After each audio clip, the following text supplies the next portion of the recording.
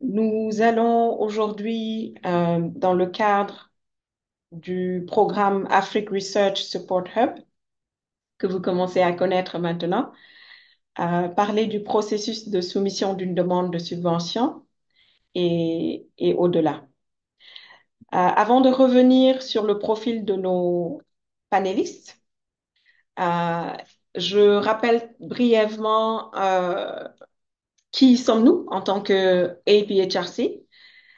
Nous sommes un centre de recherche panafricain. On est fiers de dire qu'on est dirigé par des Africains. On a été créé par des Africains. Le siège de APHRC se trouve à Nairobi, au Kenya, et vous avez le bureau régional qui est basé, donc le bureau régional Afrique de l'Ouest, qui est basé à Dakar. Donc, APHRC, c'est une équipe multidisciplinaire de plus de 300 chercheurs, avec vraiment différents autres profils. Et on est une équipe qui regroupe plus de 15 pays représentés. Donc, APR Chelsea fait de la recherche, fait du renforcement de capacités dans le secteur de la recherche, mais également mène plusieurs activités en lien avec l'engagement des décideurs, le plaidoyer et la communication. Notre vision, c'est de transformer des vies en Afrique grâce à la recherche. Donc, c'est vraiment le cœur d'activité. L'idée, c'est de faire cela en générant des données probantes, en renforçant la recherche et les capacités connexes au sein de l'écosystème africain de recherche et développement, mais également de mobiliser les politiques pour éclairer les actions en matière de santé et développement. Le programme Afrique Research Support Hub, donc c'est vraiment une initiative qui a été mise en œuvre pour renforcer les capacités des chercheurs en début de carrière et en milieu de carrière à travers toute l'Afrique subsaharienne, justement pour accompagner le travail de la recherche, mais surtout le travail de la recherche de financement, la soumission de proposals et le travail de la mobilisation de ressources autour de la recherche en Afrique. Donc pour ce webinaire, comme je disais, nous allons discuter du processus de soumission de demande de subvention. Nous allons parler de la finalisation d'une proposition, la compréhension du processus d'évaluation, mais également les stratégies post-soumission. Pour aborder ces éléments-là, nous avons l'honneur d'avoir avec nous comme intervenant aujourd'hui Dr Sidiba, qui est maître de conférence, mais également premier directeur du département de génie biomédical et chimique et environnemental à l'École nationale d'ingénieurs de Bamako, au Mali. Il est titulaire d'un doctorat en génie chimique de l'Université de Sherbrooke au Canada et d'un master en ingénierie environnementale de l'Université de Montana aux USA. Il est également diplômé en génie civil et hydraulique, justement de l'École nationale d'ingénieurs de Bamako, mais également de 2 IE au Burkina Faso. Je le laisserai se présenter et je pense que toutes ces expériences seront également mentionnées et alimenteront un petit peu son intervention aujourd'hui. Nous aurons également Fatou Diop. Fatou, que vous commencez à connaître maintenant, qui vraiment contribue de manière assez importante dans cette série de webinaires. Fatou est basée au bureau régional de l'Afrique de l'Ouest à Dakar, où elle contribue grandement au développement institutionnel en s'assurant que toutes les propositions de projets sont alignées sur les priorités stratégiques et les exigences des différents bailleurs et justement en nous permettant d'identifier de nouvelles opportunités de financement. Je la laisserai également se présenter au moment de sa prise de parole. Donc, sans plus tarder, en remerciant les personnes qui viennent de nous rejoindre, n'hésitez pas à vous présenter dans le chat, à nous dire depuis quel pays vous nous suivez. Si vous avez des questions, des commentaires, des contributions durant la présentation, n'hésitez pas à utiliser le chat. Nous allons donc démarrer cette première partie avec Dr Sidiba pour nous parler des processus de soumission, des mécanismes d'évaluation et des grandes étapes de la soumission. Dr Sidiba, vous avez la parole. Ok, merci beaucoup, Madame Dia, et je salue aussi ma collègue Fatou Diop de passage. Et bienvenue à tous les participants. Nous allons faire de notre maximum pour vous donner les éléments pertinents qu'il faut pour comprendre le processus de soumission et puis les mécanismes d'évaluation des demandes de subventions de financement de recherche. Alors, je pense que je n'aurai pas besoin de me présenter beaucoup encore parce que Madame Dia l'a déjà fait. Donc, je suis à l'École nationale d'ingénieurs ici à Bamako. Et voilà, mon parcours, elle l'a déjà dit.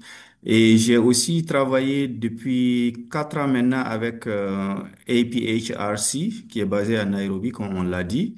Et il gérait justement un de mes projets de recherche financé par euh, le SIDA, c'est le Fonds suédois pour la coopération internationale. Voilà, c'est comme ça que nous avons commencé notre collaboration. Alors, sans plus tarder, on va poursuivre sur l'objet même du webinaire qui est le processus de voilà, des soumissions et puis les grandes étapes. Alors ici, les étapes clés d'une soumission, comme le montre le tableau, il y a d'abord la phase de conception, ensuite la finalisation, la rédaction, révision interne, soumission et post-soumission. Alors à chaque fois, pour chaque phase, vous allez voir qu'il y a des actions principales qu'il faut tout de suite auxquelles il faut penser.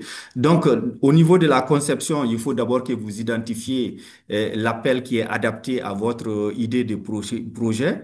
Ensuite, maintenant, vous définissiez quelle sera la question de recherche pour vous, les objectifs, les équipes et bien entendu, comment vous allez mettre tout ça en œuvre pour parler de la méthodologie. Donc ça, ici, le livrable, ce sera la note conceptuelle de votre projet. Et ensuite, vous partez au niveau de la planification où il faut élaborer le budget et puis le chronogramme et identifier les différents partenaires et puis tous les intrants, donc les éléments préliminaires dont vous aurez besoin pour votre proposition de recherche. Donc, ça veut dire que vous allez avoir au final un draft zoologique et puis un budget. Alors, ici, c'est très important pendant l'élaboration de votre budget d'être en rapport avec le service financier de votre institution parce que souvent, en tant que chercheur, on a tendance à plutôt penser juste comment exécuter notre projet de recherche, mais ça ne se passe pas comme ça. Dans la réalité, c'est que un projet de recherche ne peut pas s'exécuter sans un support administratif. Donc, il y a souvent des frais qu'on ne voit pas en tant que chercheur. Et c'est pourquoi c'est important de rentrer tout de suite en rapport avec votre service financier pour qu'il vous aide dans l'élaboration de votre budget et aussi pour la mise en œuvre du chronogramme pour établir un bon programme d'exécution. Alors, ensuite, maintenant, c'est à vous de rédiger les sections clés. Donc, ici, il y a, quand vous définissez d'abord le titre, le titre d'un projet, on ne le dit pas souvent dans les proposals, c'est très important parce que le titre permet déjà aux évaluateurs, et on va voir le rôle des évaluateurs, de comprendre tout de suite qu'est-ce que vous voulez faire. Parce que si le titre déjà n'a pas la clarté requise, ça pose problème. Donc, c'est très, très important. Donc, il faut avoir un très bon titre. Et ensuite, maintenant, votre recherche, quelle est sa signification? Quelle plus-value votre recherche va apporter à la société, que ce soit la communauté scientifique, que ce soit la communauté de façon plus large. Donc, ça aussi, c'est très important. Ensuite, vous allez avoir la méthodologie. Alors, la méthodologie, c'est un élément, moi je dirais même que c'est l'élément le plus fondamental dans une proposition de recherche. Parce que c'est la méthodologie qui permet aux évaluateurs de savoir ce que vous voulez proposer, comment vous allez exécuter ça, et est-ce que ça s'aligne avec les objectifs et est-ce que ça permettra d'atteindre les résultats escomptés? Donc, la méthodologie, elle est vraiment centrale et il faut qu'il y ait beaucoup de clarté au niveau de la méthodologie. Et ensuite, il faudrait, après avoir fini comme on le dit, le draft de votre proposal, il faut le soumettre à une révision interne. Vous avez certainement une équipe. L'équipe, chacun doit réviser tout le proposal pour corriger et enrichir ça. Mais au-delà de ça, au niveau même de votre institution à l'interne, vous pouvez soumettre ça à des collègues, surtout ceux qui sont beaucoup plus expérimentés que vous, pour qu'ils puissent vous donner un feedback qui vous permettrait d'améliorer le proposal. Donc ensuite, vous pouvez aussi même demander si vous voulez à des collègues, à un panel à l'interne de vouloir faire comme si c'était vraiment une équipe d'évaluation pour vous donner aussi un feedback qui permettrait de voilà d'améliorer votre proposition. Dans certaines institutions qui sont bien dotées de départements où vous avez toute l'expertise qu'il faut. On fait ça très souvent. Bon, souvent nos institutions ne sont pas assez équipées, mais en tout cas, c'est une étape aussi qui permet d'aller vers la version finale de votre proposition. Et ensuite, après tout ça, maintenant, c'est l'étape de soumission. Alors, lorsque vous devez soumettre un proposal, sachez qu'il y a beaucoup d'autres éléments qui sont requis par le bailleur. Alors, donc, c'est très important que vous regardez de près les exigences techniques et ensuite être sûr que vous fournissez tous les éléments demandés pour que votre proposition ne soit pas rejetée parce qu'on va voir dans l'étape d'évaluation tout de suite qu'un proposal peut même ne pas être évalué et rejeté pour défaut de satisfaire à toutes les exigences techniques. Bon, ensuite, vous allez préparer la post-soumission au cas où, voilà, ça dépend. Là aussi, on va voir que ça peut être un rejet ou bien ça peut être que dans certains cas, c'est deux étapes de soumission. Vous passez à la première étape et on vous dit la deuxième étape. Donc, vous allez soumettre. Donc, pendant tout ce temps, n'oubliez pas le suivi de votre dossier aussi. Alors, ici, ce qu'il faut retenir, c'est que les évaluations ne sont pas exhaustives. C'est pas parce que votre évaluation, votre proposal a été évalué que cette évaluation, elle est objective. Ce sont aussi des humains qui évaluent, donc ça veut dire que c'est pas à l'abri d'erreurs humaines. Ça, c'est comme toute œuvre humaine d'ailleurs. Ensuite, il peut y avoir une mauvaise adéquation entre le programme et le panel. Cela aussi peut entraîner une mauvaise évaluation. Donc, tout ça, c'est des erreurs qui peuvent être dites, voilà, à la personne ou bien aux évaluateurs eux-mêmes, et même si votre proposition est quand même de très bonne qualité. Alors, faut pas croire que vous pouvez avoir deux feedbacks très différents de deux évaluateurs. Donc, ça, c'est normal aussi parce que les gens ont des angles de vision différents, ce qui peut expliquer cela. Ensuite, vous allez avoir que les évaluateurs trouveront souvent des défauts. Ce qui est important, c'est qu'il ne faut pas qu'il y ait des erreurs fatales, comme on le dit, des erreurs qui vont amener à rejeter complètement et tout de suite votre proposition. Alors, les commentaires aussi des évaluateurs ne se valent pas parce qu'il y a des commentaires qui sont beaucoup plus importants que d'autres. Par exemple, un évaluateur qui vous dirait, bon, euh, je ne vois pas de problème majeur dans la structuration, mais j'aurais préféré ici que vous, dans la méthodologie, vous mettez cette section avant une autre. Bon, ça, vous voyez, c'est pas la même chose que lorsqu'un évaluateur vous dit, ah non, non, non, l'analyse technique ou bien l'instrument que vous voulez utiliser pour mesurer, je sais pas moi, la qualité de l'eau ou bien pour regarder est-ce que le plasmodium évolue, se mute, n'est pas le bon instrument, ça quand même, ça pose problème parce que ça veut dire que vous pourrez pas exécuter votre projet avec la méthodologie que vous êtes en train de proposer. Voilà. Donc, certaines propositions obtiennent de bons moins scores lors de la révision. Et si vous soumettez plusieurs fois, vous pouvez recevoir des commentaires contradictoires entre la première et la deuxième fois. C'est-à-dire qu'il arrive souvent que vous soumettez votre proposition, vous pensez que vous êtes très proche, mais en resoumettant, vous allez avoir que les nouveaux évaluateurs vous donnent une évaluation qui est peut-être moins bonne que celle que vous aviez déjà eue en première instance. Ça aussi, c'est des choses qui arrivent. Donc, tout ce qui est quand même important, lorsque vous devez le soumettre, il faut que vous répondiez à tous les commentaires, même si cela ne garantit pas que vous allez réussir pour la resoumission. Alors, juste quelques statistiques ici pour vous dire que euh, les fonds de recherche sont des fonds très compétitifs. Et donc, ça veut dire que quand vous soumettez la majorité des propositions, donc ce qu'on appelle ici le A0, donc sont rejetées à 80%. Donc, il y a 20% de taux de réussite. C'est-à-dire que sur 100 applications qui vont être, demandes qui vont être soumises, généralement, c'est environ 20 qui vont passer et les 80 sont recalés. Donc, vous voyez, le taux de succès est relativement faible. Par contre, lorsque vous êtes rejeté une fois et que vous, parce que généralement, vous bénéficiez quand même des commentaires des évaluateurs. Et c'est des commentaires généralement très objectifs. Alors, quand vous tenez compte de ces commentaires et que vous vous soumettez, vous voyez, d'après certaines données de l'Institut de santé américain, NIH, donc vous remontez à 32,6% de taux de succès. Donc, ça veut dire que les commentaires sont d'une très grande valeur. Et donc, ce qui peut amener à resoumettre votre proposal avec les commentaires, en tenant compte des commentaires qui vous sont fournis. Alors, mais il n'est pas dit aussi que souvent les commentaires sont tels que vous voyez que vous devez reprendre carrément votre proposal. Donc, si c'est le cas, ça veut dire que c'est comme si vous repartez vers une nouvelle demande qu'on appelle ici à zéro ou parfois appelée à deux virtuels. Next. Alors, pourquoi les demandes de subvention sont rejetées? Premièrement, il peut y avoir une inadéquation entre l'appel à proposition et vous, votre proposal.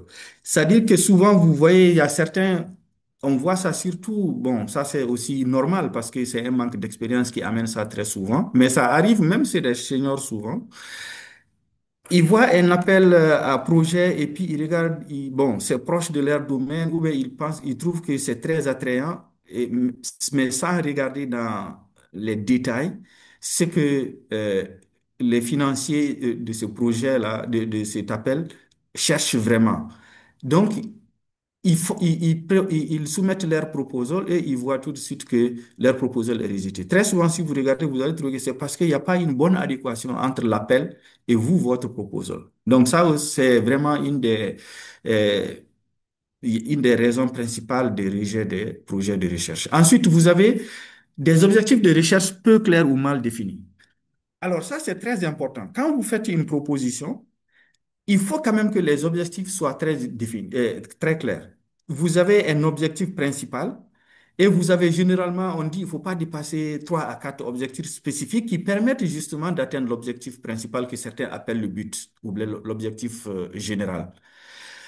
Alors, donc, faites en sorte que votre objectif soit très clair, concis et précis.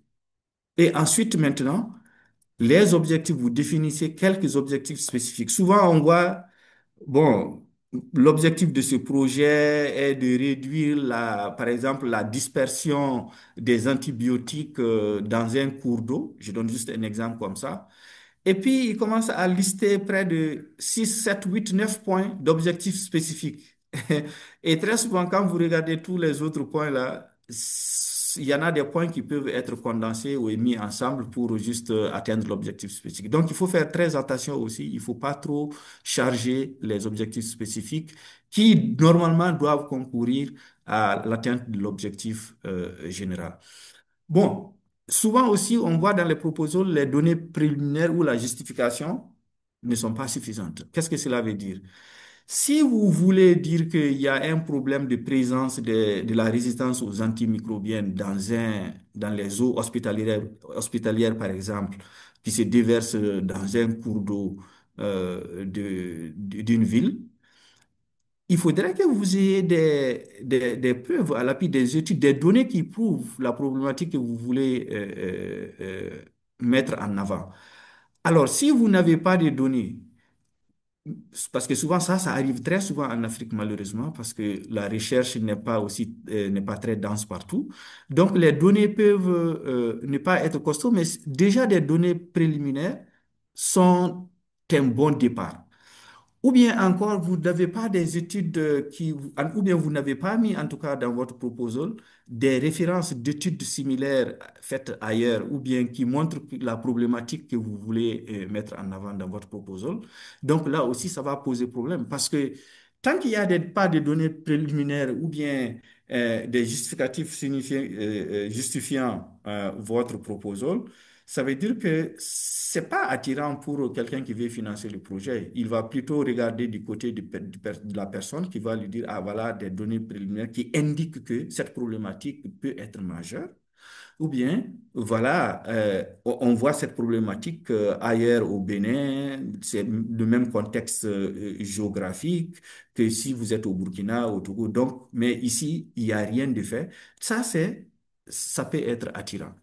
Ensuite, bon, maintenant, il y a aussi la portée de votre proposal.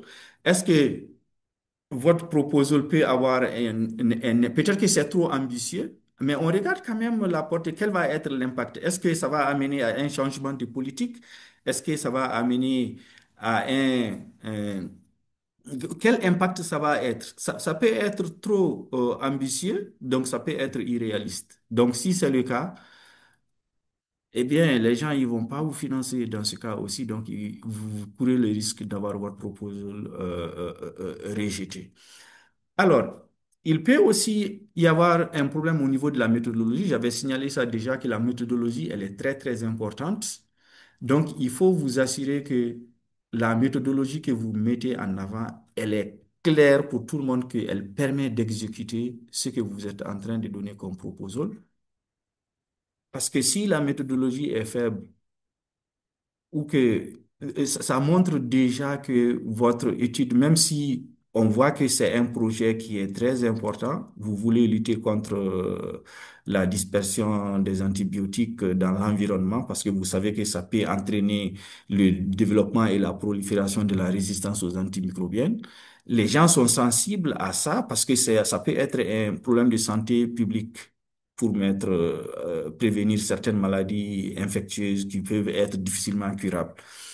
Mais si on voit que vous, dans votre méthodologie, vous ne pourrez pas effectivement, par exemple, vous n'avez même pas un HPLC chez vous pour analyser les antibiotiques, ou encore vous n'avez pas les autres instruments analytiques nécessaires pour faire vos analyses, et que vous voulez vous référer, par exemple, à envoyer des échantillons par-ci, par-là, sans qu'il y ait une clarté. Donc, tout ça, c'est des exemples de faiblesse de la méthodologie qui peut être problématique. Maintenant, est-ce que vous avez aussi la compétence de l'étude du projet que vous proposez? Parce qu'on regarde aussi l'équipe du projet.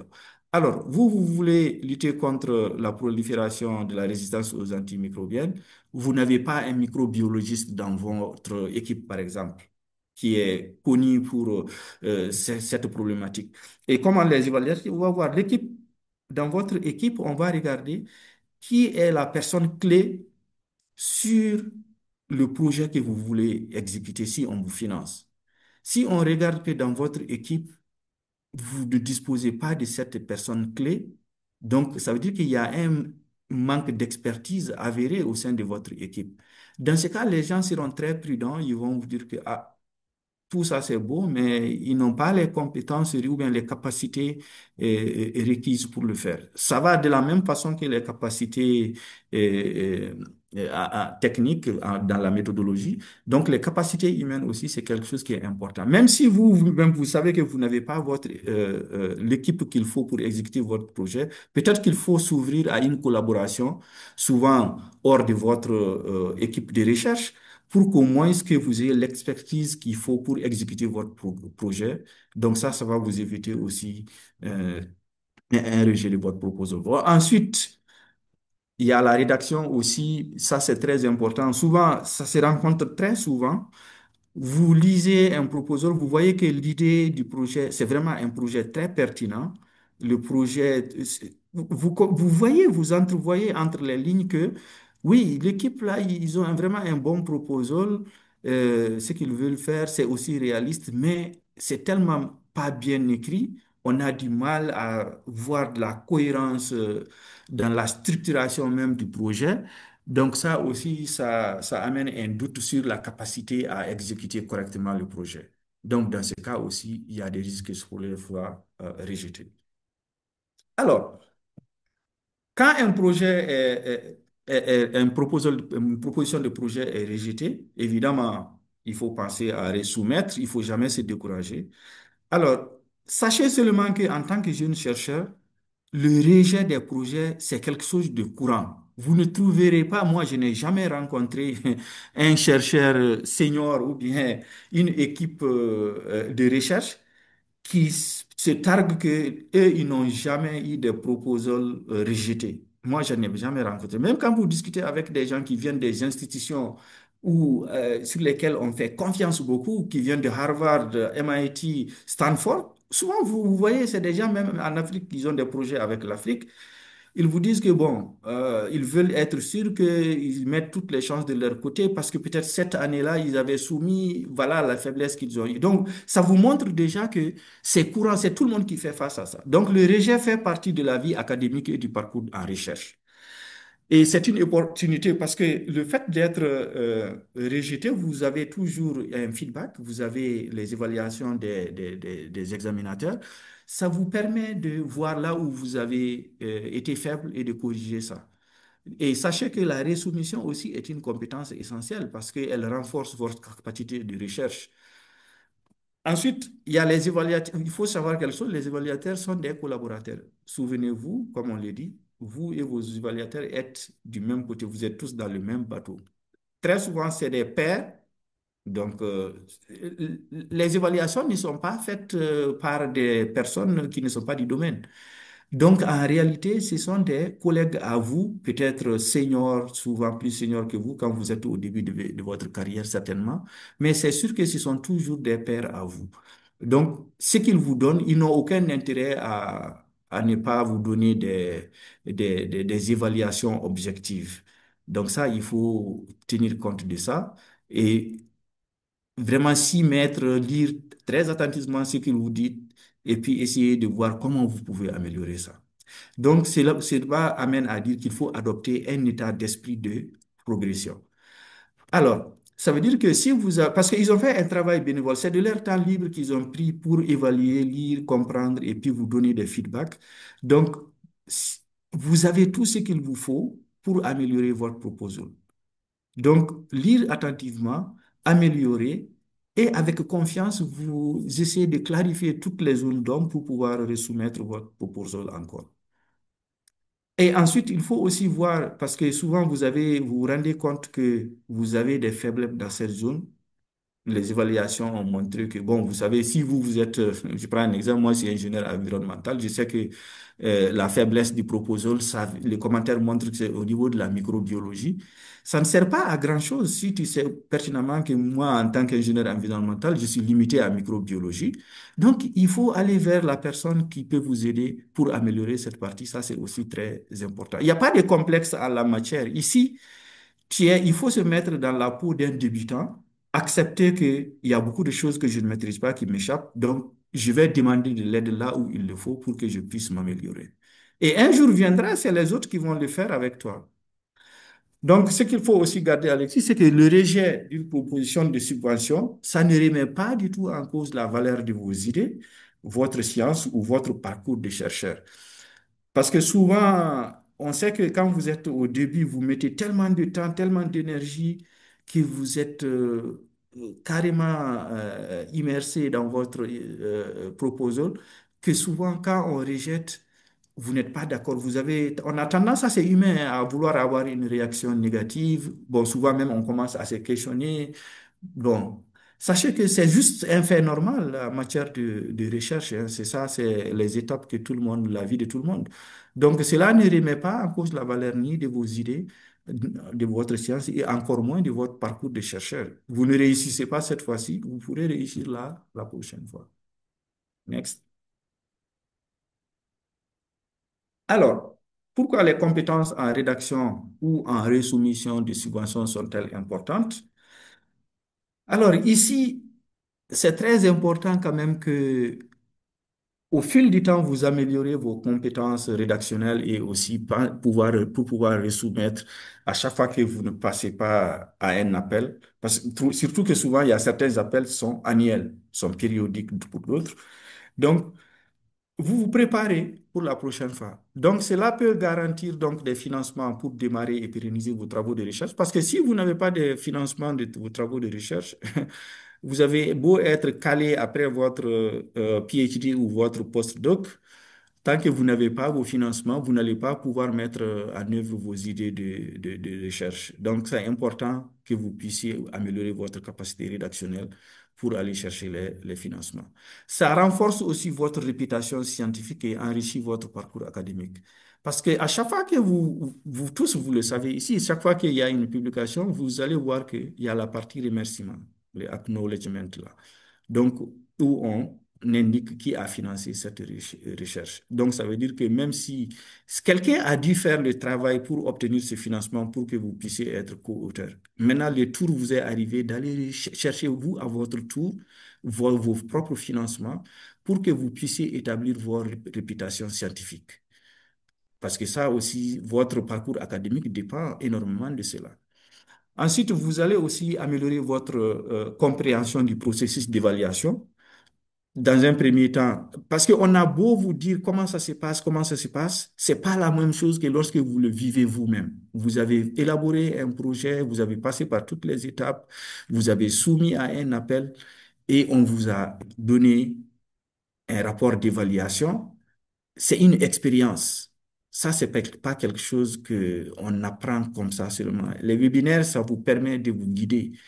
Mais faire l'expérience, ça c'est autre chose. Ça vous permet vraiment de comprendre tout ce processus et de voir tout ce qu'on vous dit dans le webinaire et surtout ce qu'on ne vous dit pas. Il y a des choses que vous allez apprendre par vous-même en passant par ce processus de soumission. Donc, ça aussi, ça accélère évidemment l'évolution de carrière et accroît votre compétitivité académique. Et aussi, ça développe la résilience et la pensée stratégique. Parce que très souvent, quand vous ne faites pas comme on le dit, il faut faire toutes les batailles pour comprendre ce qui est vrai, ce qui n'est pas vrai, parce qu'il y a beaucoup de oui-dire dans ce domaine. Vous allez souvent entendre des propos de certains de vos collaborateurs, de vos collègues qui sont très toxiques. Non, non, non, non, vous savez ça là, si vous n'avez pas des connexions avec ces gens-là, alors que c'est pas vrai très souvent, c'est même complètement faux. Donc, tout ça, si vous-même vous faites les expériences de soumettre vos propositions, vous vous améliorez au fur et à mesure, c'est sûr qu'un jour vous allez être financé. Et ça vous permet de savoir que, bon, voilà, là vous vous êtes développé, vous avez fait de la résilience, comme on l'a dit, et surtout vous avez maintenant une bonne pensée stratégique. Vous n'avez pas besoin d'écouter ce qu'on vous souffle dans les oreilles par-ci par-là. Next. Alors, ici, on va parler un peu de comment fonctionne le processus d'évaluation. Alors, lorsque vous soumissionnez votre demande, très souvent c'est via leur plateforme où vous partez en ligne, tous les formulaires sont en ligne et les documents, les pièces à télécharger, c'est ce que vous devez faire. Alors, la première vérification qui se fait, c'est est-ce que vous avez d'abord complété toutes les sections de la plateforme et est-ce que vous remplissez les critères d'éligibilité? Ça, c'est très, très important. Donc, a priori, vous-même, vous devez être sûr que vous connaissez tout ça. C'est-à-dire que quand vous voyez un appel à projet, prenez le temps, lire, relire, regardez qu'est-ce que vous avez de disponible, qu'est-ce qui vous manque, qu'est-ce qu'il faut aller chercher et ça permet aussi de planifier, comme on a parlé de planification, de planifier votre soumission aussi. Donc, pour être sûr que vous répondez à tous les critères d'éligibilité, ça c'est très important. Ensuite, lorsque vous vous soumettez, vous avez cliqué sur le bouton, vous avez fait la soumission, vous recevez généralement une réponse automatique qui vous dit que votre proposal a été reçu, voilà, et vous dit tous les mots polis qui viennent avec après. Donc là, ça n'est plus vous, vous avez fait votre job, vous attendez. Maintenant, qu'est-ce que le bailleur il fait? Il examine la demande pour s'assurer du respect de toutes les exigences techniques. Est-ce que vous avez fourni toutes les pièces demandées à l'appel? Par exemple, est-ce que vous avez fourni le CV, votre CV, vous qui êtes le chercheur principal? Est-ce que vous avez fourni aussi la lettre de soutien de votre institution, par exemple? Voilà, ça, c'est des éléments clés. On regarde tout ça. Tout ce qui est demandé, on regarde. Est-ce que votre dossier, il est complet tel que demandé? Est-ce qu'il respecte vous respectez tous les critères? Par exemple, on dit dans certains proposés, ça arrive sur beaucoup maintenant, dans les appels à projets, on veut aider les jeunes chercheurs, donc qui ont peut-être 35 ans au moins et qui n'ont pas fait encore 10 ans après leur doctorat. Si vous répondez pas à ces critères, vous avez déjà 15 ans, vous n'êtes même pas au début, vous êtes peut-être au milieu de votre carrière ou peut-être même vers la fin, vous soumettez, c'est sûr qu'ils vont rejeter. Donc, c'est important de regarder les critères et de soumettre tous les dossiers du document. Ça, c'est très important. Ensuite, une fois que administrativement le bailleur a fini d'examiner, OK, il n'y a aucune anomalie décelée jusque-là dans votre dossier, en ce moment, on l'affecte à un comité d'évaluation. Alors, la proposition donc est assignée à un comité, donc c'est des scientifiques seniors très souvent, comme on a dit, c'est des bénévoles et c'est fait de façon très anonyme. D'accord? Et donc, ils vont désigner un examinateur principal, un examinateur secondaire, etc. Donc, puisqu'ils puissent avoir les évaluations qu'il faut. Alors, maintenant, chaque évaluateur va faire une évaluation individuelle et chaque examinateur va attribuer une note de manière indépendante en se basant sur la pertinence, l'innovation, la méthodologie, tout ce qu'on avait dit, les éléments qui constituent votre proposal, y compris les équipes de recherche, votre institution, est-ce que votre institution peut exécuter ce projet? Et nous, souvent en Afrique, nos institutions sont handicapées par l'environnement même de recherche parce que souvent, on veut faire certains types de recherches, mais on n'a pas tous les équipements qu'il faut. On n'a pas l'infrastructure et les équipements qu'il faut souvent. Donc, c'est ce qu'on appelle l'environnement de recherche. Donc, ça aussi, c'est important. Donc, une fois qu'ils vont examiner tout ça, alors, une critique est produite en identifiant les forces et les faiblesses de votre proposal. Généralement, quand vous avez le rapport d'évaluation de votre proposal, vous allez voir que il commence très souvent par vous dire, donner les points forts de votre proposal. Oui, ce proposal est d'actualité, il adresse une problématique d'urgence, par exemple, sur la résistance aux antimicrobiennes, qui est une problématique environnementale émergente avec des implications en matière de santé publique, d'environnement, voilà, perturbation des écosystèmes. Donc, il vous dit ça. Et puis, il vous dit, cependant, voilà, il y a des manquements dans ce proposal. Et puis maintenant, il commence par dire section par section, là où les manquements se trouvent. Alors, une fois que chacun des évaluateurs a fini, donc généralement, il y a une discussion en réunion du comité. Donc, le comité discute des propositions ensemble et puis des notes finales attribuées et les propositions avec des scores préliminaires faibles peuvent être écartées. Donc, si vous avez la chance, vous n'avez pas été écarté au niveau de la revue administrative. Si le score est très faible ici, il peut être encore, votre proposal peut être écarté au niveau de la discussion en réunion du comité. Alors, dans tous les cas, après, il y aura l'émission de la synthèse des évaluations et décision de financement. Alors, une synthèse est produite avec tous les commentaires, notes prioritaires, les recommandations. Donc, c'est sur la base, parce que généralement, c'est pas eux aussi qui font, ils émettent des recommandations. Ils ont fait l'évaluation, ils ont fini, la synthèse a fait, ils donnent. Donc, les responsables du programme s'appuient donc sur ce score pour prendre des décisions de financement en tenant compte d'autres critères additionnels. Donc, un proposal, vous pouvez avoir, par exemple, on veut financer 15 pays en Afrique francophone et on a peut-être 10 projets qui peuvent être financés. Vous pouvez avoir 5 très bons projets qui viennent du Sénégal, peut-être 2, 3 qui viennent du Mali, du Togo. Voilà, on regarde. Ce n'est, ça, c'est les évaluations, parce que eux, les évaluations sont objectives. Le comité d'évaluation, ils ont statué, ils ont fait les recommandations, ils ont classifié les projets qui peuvent être financés. Maintenant, quand ça arrive au niveau du programme, ils vont regarder. C'est un programme qui se veut panafricain. Et on voit que sur les 10 projets, si on tient compte de la proposition des évaluateurs, on voit que les 5 premiers projets là, sont des projets qui vont aller au Sénégal. Et vous imaginez que pour tous les autres 15, il reste que 5 projets. Le programme va dire, ah non, là, on ne peut pas faire ça. Ce qu'on va faire, on va limiter le nombre de projets qu'on va financer au Sénégal, peut-être à 2. Et ensuite, on va réattribuer, on va prendre le prochain projet dans un des pays qui n'a peut-être qui n'est pas dans les top 10 et on va dire que, bon, s'il est 11e, lui, on le prend, mais on écarte. Voilà. Ça, c'est d'autres critères additionnels aussi que le programme. C'est des décisions qui sont souvent prises au niveau de... C'est pourquoi on vous dit, ce n'est pas parce que votre proposal a été régi, ça ne remet pas en cause la valeur de votre proposal souvent. C'est juste qu'il y a d'autres considérations. Je n'ai pas trop utilisé ce genre de termes quand on est en matière scientifique. Ça peut être des considérations géopolitiques. C'est très fréquent dans les propositions. Parce que rappelez-vous quand même que souvent ces programmes ou bien ces projets rentrent dans le cadre global d'une vision d'intégration ou bien en tout cas de renforcement des capacités sous-régionales ou régionales.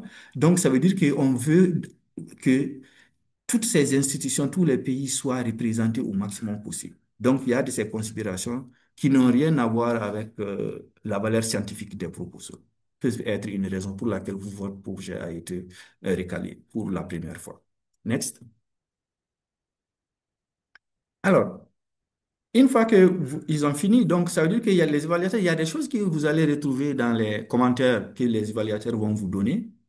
Très souvent, la plupart, en tout cas, nombreux sont les projets qui vous donnent un feedback des évaluateurs, évidemment de façon anonyme. Vous ne saurez pas c'est qui cette personne. Vous ne le saurez jamais d'ailleurs.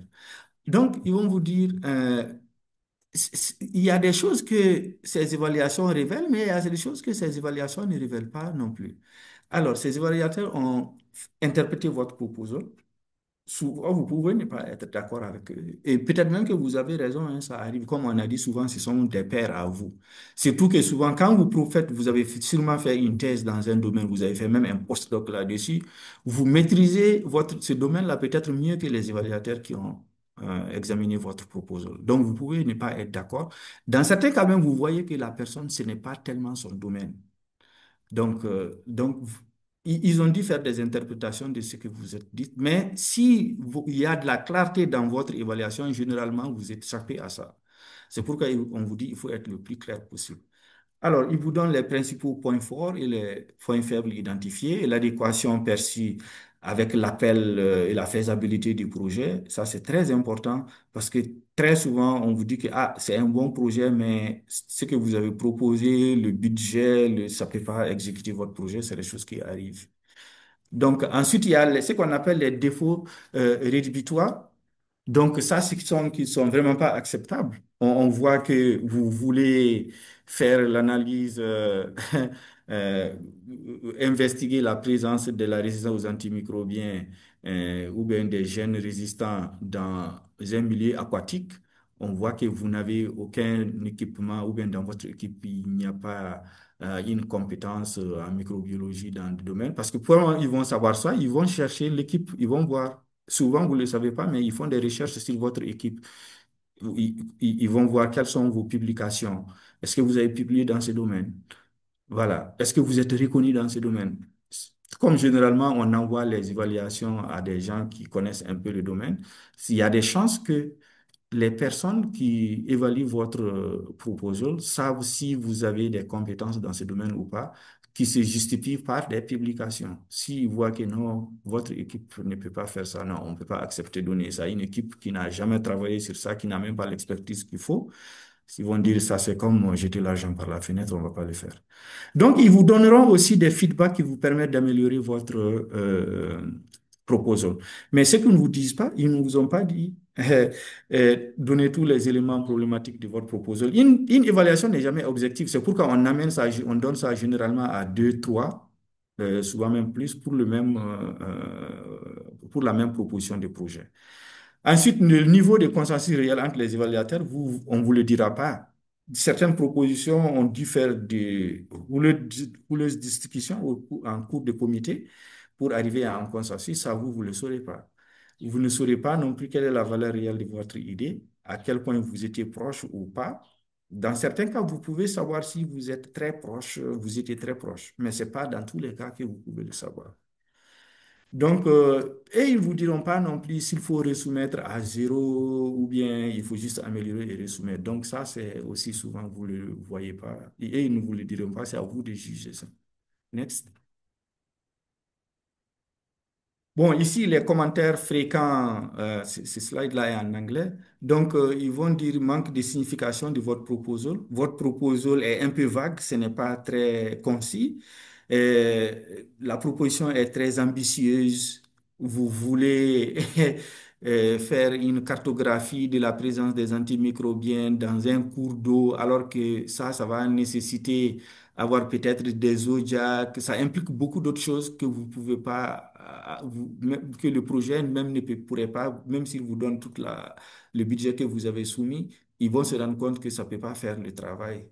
Donc, si c'est peut-être une goutte d'eau dans l'océan, ils vont pas vouloir vous financer parce qu'ils veulent voir à la fin l'impact de votre projet de recherche. Donc, peut-être que aussi ils vont vous dire que ils avaient besoin de beaucoup plus de données préliminaires qui justifient effectivement votre proposal. Et c'est pourquoi on vous dit faites le maximum de revues littéraires avant de soumettre un proposal dans un domaine. Parce que quand vous faites l'état de l'art, comme on le dit, vous savez exactement où est-ce que la recherche s'est arrêtée. Là, vous avez beaucoup plus de chances pour donner dans votre proposal que les gens voient la partie novatrice de votre projet. Parce que c'est qu'on regarde. Les proposals de routine, généralement, ça n'attire pas trop les financements. Les gens sont en train de voir, ah, qu'est-ce qui va être la nouveauté ici? Qu'est-ce qu'est-ce qui va être l'impact? Donc ça aussi, c'est pourquoi c'est très important d'avoir les données préliminaires et faire une revue bibliographique exhaustive, en tout cas la plus exhaustive possible. Ensuite, on regarde l'équipe, comme on le dit, la faiblesse de l'expertise va certainement amener aussi le rejet de votre projet. Next. Alors, maintenant, les premières étapes après un rejet. Vous avez soumis, comme dans 80% des cas, ce n'est pas votre cas à vous seulement. Rappelez-vous que c'est environ 80% des proposals qui sont soumis qui ne sont pas retenus la première fois. Et vous avez vu, même si vous améliorez, vous resumez, on est rendu au tiers, environ 32% et quelques, selon NIH. Donc, ça veut dire qu'il faut se préparer à l'idée que votre proposal peut être rejeté, même s'il faut quand même être optimiste, comme on le dit. Soyez optimiste, mais toujours préparez-vous pour le pire, n'est-ce pas? Alors, si c'est rejeté, il faut lire et comprendre les évaluations. Comme on vous dit, c'est un travail bénévole fait par des experts. Ce sont vos pairs qui savent qu'eux aussi, ils soumettent des proposals. Ils n'ont aucun intérêt, ils ne vous connaissent peut-être même pas. Donc, il n'y a pas, c'est pas c'est pas un feedback, c'est pas sentimental. Très souvent, c'est objectif. C'est le plus objectif possible. Donc, lire attentivement, surtout la déclaration sommaire, ça vous permet de vous situer par rapport à l'évaluateur. Ensuite, réalisez votre proposition. Vous avez les commentaires, réalisez vous aussi votre proposition. Comme on le dit souvent, c'est difficile de voir soi-même ses erreurs. C'est pourquoi, même quand vous écrivez une petite lettre, vous avez besoin de vous demander à votre secrétaire ou bien quelqu'un à côté de vous relire ça, parce que souvent, on ne voit pas ses propres erreurs. Donc, réalisez votre proposal maintenant que vous avez eu un feedback. Ça vous permet de voir effectivement ce qu'il disait. Ouais, l'évaluateur, il avait raison. Ça m'a échappé. Ensuite, maintenant, vous évaluez vos options. Vous avez deux options.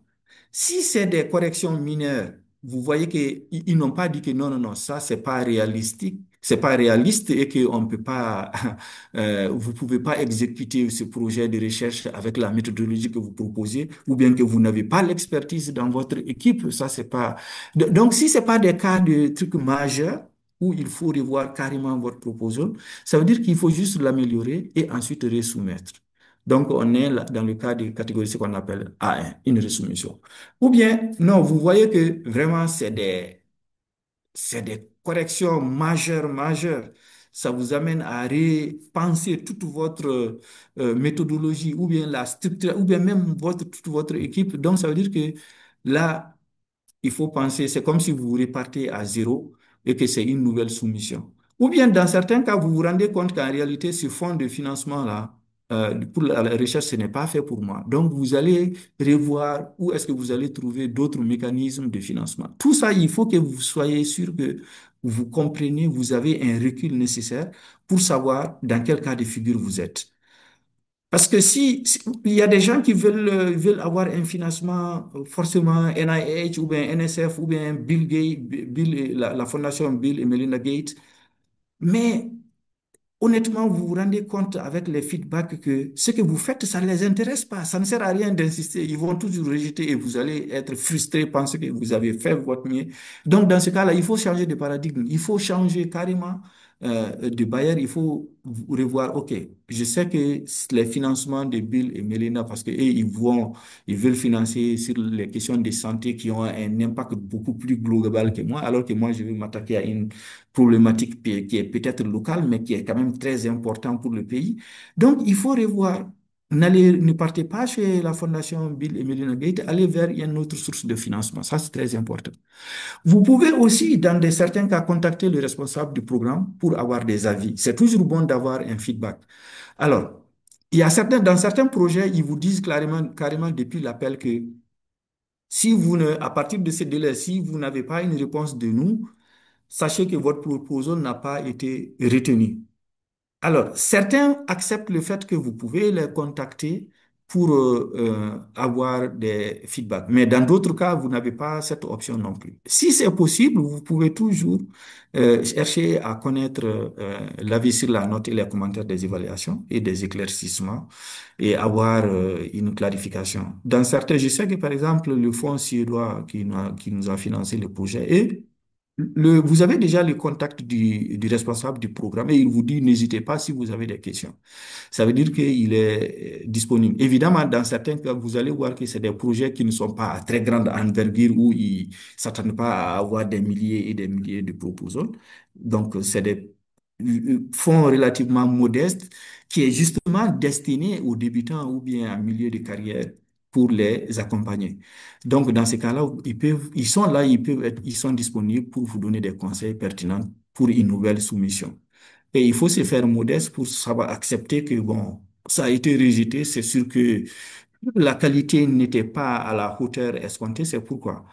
Et non de se mettre dans une logique de non, non, non. Souvent, c'est l'évaluateur qui est. Ne vous mettez pas dans cette posture. Mettez-vous dans les postures très humbles et vous voulez avoir des avis pour voir comment vous pouvez vous améliorer pour la prochaine fois. Donc, voilà, ça c'est très important. Donc, les responsables, si vous demandez leurs conseils, ils vont certainement vous conseiller le choix à faire entre A1, A0 ou si c'est un autre mécanisme de financement. Certains vous diront tout de suite que non, on a vu votre proposal, c'était vraiment très bien, intéressant. Ils vont mettre toute la courtoisie et la gentillesse qu'il faut, mais ça ne correspond vraiment pas au type de projet que nous voulons financer. Il y a certains projets, et ils veulent financer des projets, par exemple, mettre en place des technologies novatrices pour résoudre un problème de santé, par exemple. Ils veulent faciliter la détection de la tuberculose en milieu rural avec des kits très simples. Alors, si vous parlez de traitement, ou bien, en tout cas, si ça ne correspond pas à ce que eux, ils veulent, une technologie novatrice, très efficace, adaptée à un milieu rural, ils vont pas vous financer. C'est pas leur objectif. Donc, il faut comprendre ça. Et puis, ils vont vous le dire clairement. Ensuite, la dynamique des évaluateurs ou la pertinence du panel, les opportunités liées au calendrier du financement, souvent aussi vont vous dire, bon, c'est pas grave, vous n'avez pas passé, on a vu votre proposal, mais la décision était difficile à prendre parce qu'il y avait plusieurs bonnes propositions, mais nous vous encourageons. Souvent même dans les réponses automatiques, ils vous disent, parce que quand ils vous donnent leur feedback, certes, vous n'avez pas été retenu cette fois-ci, mais nous vous encourageons à considérer, resoumettre pour les prochaines fois. Donc ça aussi, c'est des informations que vous pouvez avoir après auprès des responsables du programme si c'est pas automatiquement envoyé déjà. Mais si ils vous envoient automatiquement, parce qu'il faut éviter aussi de se faire connaître par les mauvaises manières, entre guillemets. Vous, ils ont fait certains programmes font l'effort de fournir euh, les rapports des évaluateurs. Ils vous disent exactement quels sont vos manquements, même si à la fin ils vous disent ne vous découragez pas à resoumettre la prochaine fois. Ça sert à rien de les contacter encore pour recueillir les informations que vous avez déjà. Parce que, rappelez-vous, le temps des personnes, c'est précieux, hein. Le temps, votre temps la façon dont il est précieux. Le temps des autres, c'est encore précieux. Surtout ces gens qui gèrent des programmes de financement, de recherche. Très souvent, ils sont encore beaucoup plus occupés que vous ne le pensez. Donc, ça sert à rien de, voilà, d'envoyer des messages ou bien de faire des appels, à la rigueur qui peuvent être un peu désobligeants, vu que les personnes travaillent déjà sous pression. Donc, ça aussi, il faudrait faire attention à ça. Next.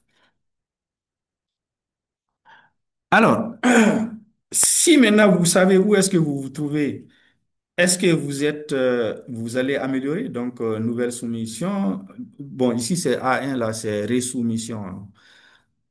Donc, nouvelle, si vous devez soumettre, ou bien c'est carrément vous devez revoir votre proposal pour une nouvelle candidature, ou bien vous devez revoir la source du financement. Donc, ce qu'il faut retenir, c'est que dans le premier cas, si vous devez resoumettre, vous avez lu attentivement, on vous a présenté les faiblesses mineures à modérer. Donc, les préoccupations soulevées sont claires et peuvent être corrigées.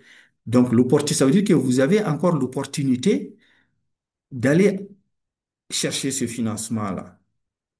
Et rappelez-vous, surtout, vous savez maintenant que ça, c'était votre première fois. Vous avez eu des feedbacks objectifs. Donc, ça veut dire que la prochaine, quand vous soumettez, vous avez la chance que la probabilité que vous soyez financé devient beaucoup plus élevée parce que vous avez déjà bénéficié des évaluations. Alors, maintenant, comme on l'a dit, n'oubliez pas quand même qu'il ne faut pas que cela vous décourage. Les évaluateurs sont rarement les mêmes. Alors, vous pouvez avoir un feedback qui est moins reluisant que le premier feedback que vous avez obtenu. Ça peut arriver. C'est pas toujours le cas quand vous améliorez votre proposition, mais ça peut arriver. Parce que rappelez-vous que souvent, ces programmes aussi évoluent en fonction des premiers projets. Donc, s'il y a un projet qui veut s'adresser à la problématique de l'exploitation minière dans le bassin, n'est-ce pas, du fleuve Sénégal, et que, parce que vous savez pas, s'il y a il y a un projet qui a déjà été retenu pour ça, même si vous aviez aussi un même projet.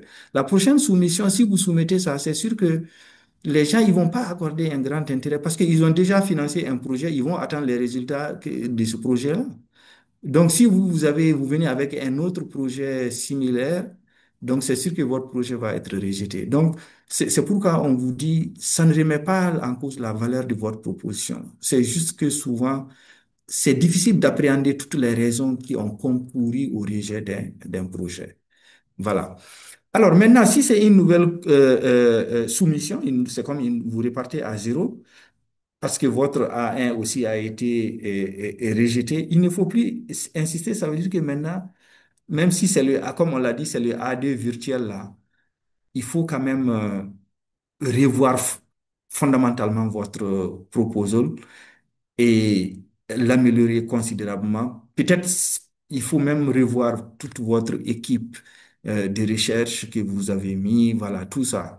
Peut-être que, en tout cas, vous savez, généralement, quand vous êtes à ce point-là, vous connaissez quelles ont été les faiblesses de votre projet. Si vous prenez le recul qu'il faut et ne pas mettre en avant vos sentiments personnels d'un temps perdu ou bien, voilà, peut-être que je mérite mieux de victimisation. Si vous ne le faites pas, vous regardez objectivement la tête froide. Ah, la première fois, la deuxième fois. Donc, il faudrait que vous repartez pratiquement à zéro. Donc là aussi, c'est bon. Mais comme on l'a dit, si c'est carrément, vous savez que vous n'aviez pas tapé à la bonne porte, donc ça veut dire que c'est un nouveau mécanisme ou des barrières que vous allez rechercher. Donc là aussi, vous prenez le temps d'améliorer votre proposal dans tous ses contours avant de viser la prochaine opportunité de financement. Next. Alors, ici, on vous donne des pistes d'amélioration de votre proposition. Donc, un, élaborer un plan de nouvelle soumission. Deux, décider comment et dans quelle mesure répondre aux critiques. Ensuite, trois, réécrire, y compris la revue de littérature, les études préliminaires supplémentaires, la prise en compte des commentaires. J'ai l'habitude de voir dans un proposal qui était très bien écrit, C'était, comme on le dit, c'est les sites grands là, les sources de financement internes qu'on donne aux jeunes pour les pouvoir les préparer à avoir un financement plus gros.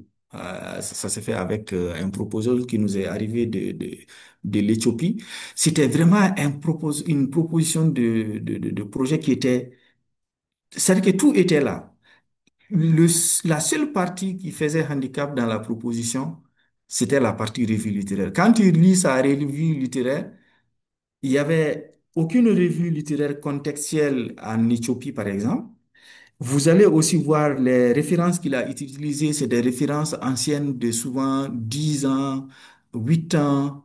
Vous voyez, donc il y a le handicap régional, donc le contexte de la revue littéraire n'était pas là. Et puis la revue littéraire, même si à laquelle la personne a fait référence aussi, était un peu ancienne. Vous savez que maintenant les gens produisent beaucoup, donc il faut être sûr que généralement, ce que moi je conseille aux jeunes chercheurs, ça c'est même quand vous rédigez un article dans l'introduction où vous faites un rappel de la revue littéraire, soyez sûr que vous vous focalisez sur les publications des 5 dernières années. Parce que c'est là où les gens sont sur la question. Évidemment, ça ne veut pas dire qu'il faut oublier des publications qui sont faites. Il y a certaines publications faites depuis même un siècle auxquelles on peut référer, ça arrive. Mais le gros de votre, puisque vous, c'est une recherche que vous faites, par la nature, la recherche, ça veut dire que vous voulez apporter quelque chose de nouveau pour la science, pour l'humanité. Donc, il faut que les gens sachent, comprennent tout, voient dans votre proposal que vous êtes vraiment à jour dans votre domaine sur la problématique sur laquelle vous voulez travailler. Si les gens ne voient pas que vous êtes à jour, ils vont essayer de se poser des questions. Donc, c'est pourquoi c'est très important de faire attention souvent à cette partie littéraire. Même si la méthodologie, c'est une partie centrale de votre proposal qui est hyper importante, parce que ça permet de voir est-ce que vous pouvez réellement atteindre les objectifs de votre recherche. Ça, c'est la méthodologie qui dit ça généralement aux gens. Mais ça ne veut pas dire que la partie littéraire, comme j'appelle ça souvent, les parties maquillage, là, c'est très important aussi, hein. Donc, faites en sorte que vous faites vraiment une très bonne revue littéraire quand vous voulez faire votre proposition. Ensuite, il faut toujours faire une demande de retour d'expérience de vos pairs quand vous faites ça, c'est pas seulement dans les propositions de recherche, c'est dans n'importe quoi. C'est toujours bon d'avoir un feedback, surtout quand c'est un document, un proposal qui va à l'externe, donc vous ne savez pas dans quelle main ça va atterrir. Souvent, vous devenez, même sans le savoir, un ambassadeur de vos institutions. Si on voit qu'il y a un proposal qui est venu de votre institution, ok, on voit, en commençant à lire même le titre, on voit il y a une faute d'inattention de frappe ou parce qu'ils savent que Randy là, un docteur, vous avez déjà fait votre thèse, vous êtes voilà enseignant-chercheur à votre début de carrière. Ils savent que ces fautes-là, c'est pas par méconnaissance, mais ils savent que c'est un manque de rigueur. Ils vont vous dire, ah, mais ce type-là, il travaille seul ou quoi, il ne se fait pas relire. Donc ça, c'est très important que vous puissiez avoir un feedback des autres. Ne serait-ce que ça va améliorer la rédaction de votre document sur le plan vocabulaire, grammaire, c'est déjà pas mal. Si vous avez un feedback de vos pairs, faites-le à l'interne. Si vous êtes dans votre laboratoire, c'est sûr que vous avez des collègues autour ou bien même vos étudiants. Il n'y a pas de complexe à ça. Vous leur dites, bon, regardez-moi ça. Si vous pouvez voir des coquilles dans le document, vous signalez. Et puis, s'il y a des idées, parce que rappelez-vous que les jeunes ont tendance à être très perspicaces, hein. L'innovation, on montre de plus en plus, c'est des études qui le montrent que ce sont les jeunes qui sont les plus grands innovateurs parce que c'est leur temps. Donc, faut pas hésiter en tout cas, à demander autour de vous un retour d'expérience, voilà, sur votre proposition. Next. Alors, donc, rappelez-vous que les objectifs de la nouvelle soumission, c'est de répondre à toutes les préoccupations des évaluateurs. Donc, ensuite, privilégier l'amélioration à la contestation, comme on le dit. On l'a dit, c'est des gens c'est des bénévoles anonymes. Ils ne vous connaissent pas très souvent. C'est très rare d'ailleurs que, parce qu'on s'assure quand on donne on fait l'évaluation de vos propositions pour éviter les conflits. D'ailleurs, on le dit aux évaluateurs, si vous savez qu'il y a un risque de conflit d'intérêt entre vous et le porteur de ce proposeur, vous les signalez. Ça fait partie du cadre d'éthique et de déontologie dans ce domaine aussi. Donc, ça veut dire que les chances sont très grandes que la personne, il vous a jamais rencontré, il vous connaît pas. Donc, c'est vraiment une évaluation anonyme qu'il a faite pour vous aider. Voilà. Donc, ensuite, il faut valoriser les retours des évaluateurs. Bon, ça sert à rien, on voit ça souvent, hein. Il y a certaines, surtout dans les milieux de la recherche, les gens, chacun a un gros ego. Et il pense que, bon, il a donné et demandé un retour sur son proposal. Et puis, les collègues ont dit dire des choses. Quand les gens vous disent, vous avez demandé leur avis, ils vous ont donné leur avis. Le bon sens veut quand même que vous ayez la modestie qu'il faut pour prendre un peu de recul et examiner de près ce qu'ils vous ont dit, quoi. Sinon, vous avez perdu votre temps, vous avez perdu son temps si vous ne valorisez pas ce que les gens vous ont donné comme feedback pour pouvoir améliorer votre proposal. Next. Alors, bon, ici, quand soumettre une version A1, on avait déjà parlé précédemment, mais il faut voir est-ce que le score est proche de la ligne d'attribution du financement. Donc, si vous êtes très proche, ça veut dire que oui, les chances sont que si vous resoumettez avec les améliorations tenant compte des feedbacks qui vous ont été fournis, donc vos chances sont beaucoup plus améliorées pour que vous puissiez être retenu la prochaine fois. Ensuite, les critiques sont commentaires exploitables. Il faut regarder aussi les critiques, les plus spécifiques, limitées, et qui peuvent être corrigées. Et puis, regardez aussi si les feedbacks que vous avez, vous n'avez pas vu une faille majeure, comme on l'a dit. Si c'est pas un rejet, si c'est pas un défaut rédhibitoire, ça veut dire que il y a rien qui a été soulevé qui puisse être inacceptable complètement. Donc, ça veut dire que si vous améliorez, vous pouvez avoir des chances de pouvoir être retenu la prochaine fois. Ensuite, comme on le dit, les forces supérieures aux faiblesses. Si vous voyez que en fonction des feedbacks, d'a- même si vous ne voyez pas votre score d'évaluation, si vous lisez les commentaires déjà, vous savez que il y a beaucoup plus de positifs que de négatifs. Il y a beaucoup plus de forces que de faiblesses. Donc, vous vous dites que oui, ça veut dire que si j'améliore en tenant compte de ce qui m'a été reproché dans le proposal, donc les chances sont là pour que je puisse être retenu la prochaine fois. Next. Alors, de la même manière, si vous voyez quand est-ce qu'il faut se préparer à dire aussi que, OK, là, je repars des zéros parce que le score, il est très faible. Sur une échelle de 15, si vous êtes à 5, 6, vous voyez que vous n'avez même pas les 50%, ça veut dire que ça, c'est vraiment faible, quoi. Et c'est pas honteux, c'est pas gênant, c'est juste que vous n'avez pas fait le job comme il se doit, comme les autres l'attendaient. Donc, vous avez la chance d'aller revoir votre proposal de fond en comble et pour l'améliorer. Ensuite, bon, il y a les défauts profonds, ce qu'on a appelé rédhibitoires. Donc, si c'est le cas, là aussi, ça veut dire qu'il faut se dire que non, ce proposal-là, je ne peux pas le corriger simplement et le resoumettre. Ça veut dire qu'il faut que je revoie tout ça et puis repartir de zéro.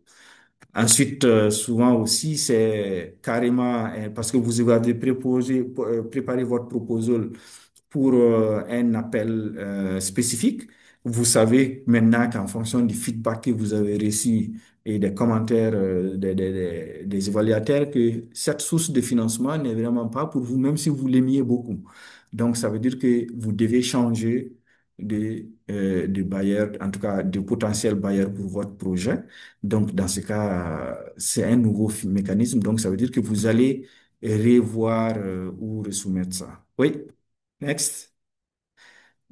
OK, c'était le dernier slide. J'espère que j'ai pas été trop long, Madame Dia.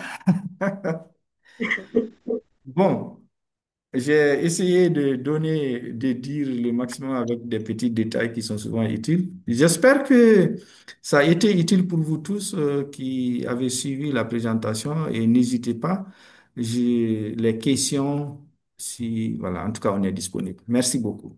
Merci beaucoup, docteur Sidi. Je vois déjà des pouces d'appréciation de la part de nos participants. Je rappelle que docteur Sidiba est maître de conférence à l'École nationale d'ingénieurs Abderrahmane Baba Touré de Bamako, donc au Mali. Donc n'hésitez pas à aller visiter le site de l'ENI ABT. J'ai partagé un peu plus tôt le profil et l'expérience à saluer du docteur Sidiba. N'hésitez pas à poser vos questions, vos commentaires, partagez également vos contributions dans le chat avant de revenir vers vous pour avoir l'opportunité d'échanger très rapidement. Nous allons progresser avec la deuxième partie de la présentation avec Fatou avant de revenir pour une session de discussion, de questions, mais également pour pouvoir prendre vos contributions. N'hésitez pas à utiliser le chat. Pour ceux qui nous ont rejoints un peu plus tard dans la présentation, n'hésitez pas à nous dire depuis quel pays vous nous suivez. Donc, sans plus tarder, je vais donner la parole à Fatou Diop, qui va justement, à la suite de Dr Sidiba, nous parler des stratégies de résilience hein, et de resoumission. Donc, Fatou, merci d'avance pour tes orientations et recommandations. Merci beaucoup, Jama, pour la coordination de cette rencontre entre guillemets virtuelle. Et merci aussi au professeur Ba pour son intervention qui, je pense, aidera plus d'un.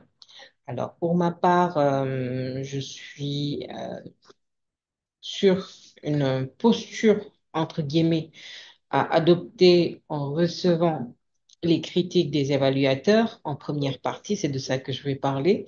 Et en deuxième partie, la posture à avoir en répondant sur le fond et la forme aux évaluateurs. Il est important, en répondant aux critiques courantes des évaluateurs, de ne pas adopter une démarche trop incrémentale.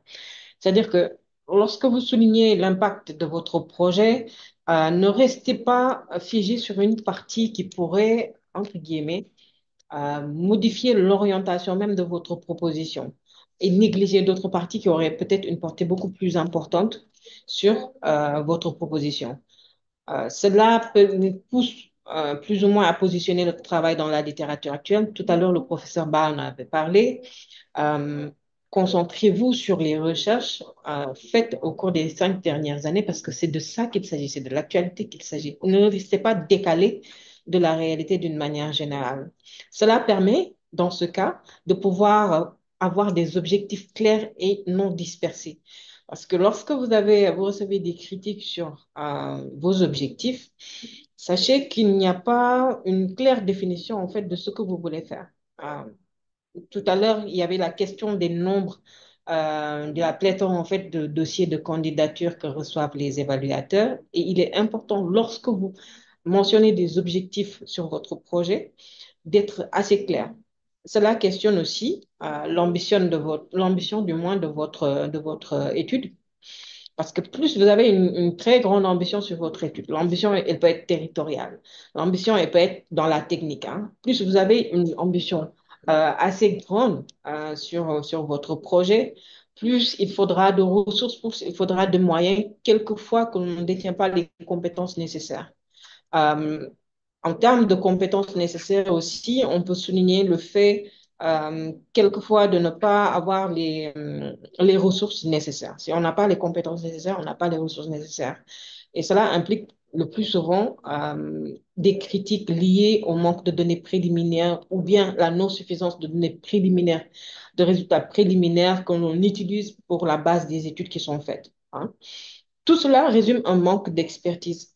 Sachez que lorsque les évaluateurs, entre guillemets, c'est des volontaires, hein, mais ce sont des personnes très expérimentées dans leur domaine, lorsqu'elles reçoivent votre dossier, si ces personnes-là sont plus expérimentées que vous, c'est tout à fait normal qu'il y ait des critiques sur l'expertise, le plus souvent lorsque cette partie n'est pas couverte. Et dès qu'il y a des manquements, en fait, sur les activités, sur les prérequis des études de votre projet. Et à ce moment-là, il y aura certainement manque d'expertise qui sera stipulé ici. Ce qu'il faudrait par rapport à ces différentes critiques, avoir des solutions, entre guillemets, des capacités de mitigation, c'est de pouvoir renforcer les compétences en fait dont on aurait besoin. Et cela amène, next slide, Tiama, cela amène aujourd'hui à pouvoir voir dans le contenu, entre guillemets, quelle posture à avoir par rapport à la réponse à fournir. Lorsqu'on reçoit les critiques des évaluateurs, ce qu'il faudrait faire dans un premier temps, c'est mettre en place, après avoir du moins essayé de comprendre, entre guillemets, les retours des évaluateurs, parce que c'est ce qui est le plus important, il faut mettre en place des outils qui permettent de suivre les modifications, les révisions. Des exemples, un exemple ici est donné sur le tableau à faire. C'est par différentes thématiques. Elle peut être la critique portée sur la méthodologie. Lorsqu'elle est trop ambitieuse, une action corrective qui peut être proposée, c'est de réduire l'échantillon de l'étude pour la rendre faisable, hein. Et à chaque fois qu'il y a une modification, il faudrait que cette modification-là puisse apparaître dans le document révisé ou bien la documentation révisée. Par rapport à la critique formulée sur le manque de données préliminaires, l'idée ici, l'action corrective, c'est de pouvoir insérer des résultats pilotes et intégrer sa représentation graphique dans le document révisé. Par rapport à l'expertise limitée, tout le monde le sait, il faut rechercher l'expertise manquante. Ici, une proposition d'action corrective est d'ajouter un co-PI biostatisticien. Nous allons le voir plus tard pourquoi cet aspect de biostatisticien par rapport à l'exemple, par rapport aux exemples en fait de projets, de propositions qu'on a. Et à ce stade, c'est ajouter un CV bien détaillé qui montre les compétences requises. Alors, sans tarder, l'idée ici, c'est de manière concrète de vous montrer des exemples d'introduction dans la formulation de votre réponse par rapport aux critiques qui sont données aux évaluateurs. Il faudrait, dans une première partie, remercier les évaluateurs pour l'effort qu'ils ont fait d'avoir traité de manière considérable la proposition qui a été faite. Alors, vous pouvez, en répondant, dire que nous remercions les évaluateurs pour leurs commentaires constructifs.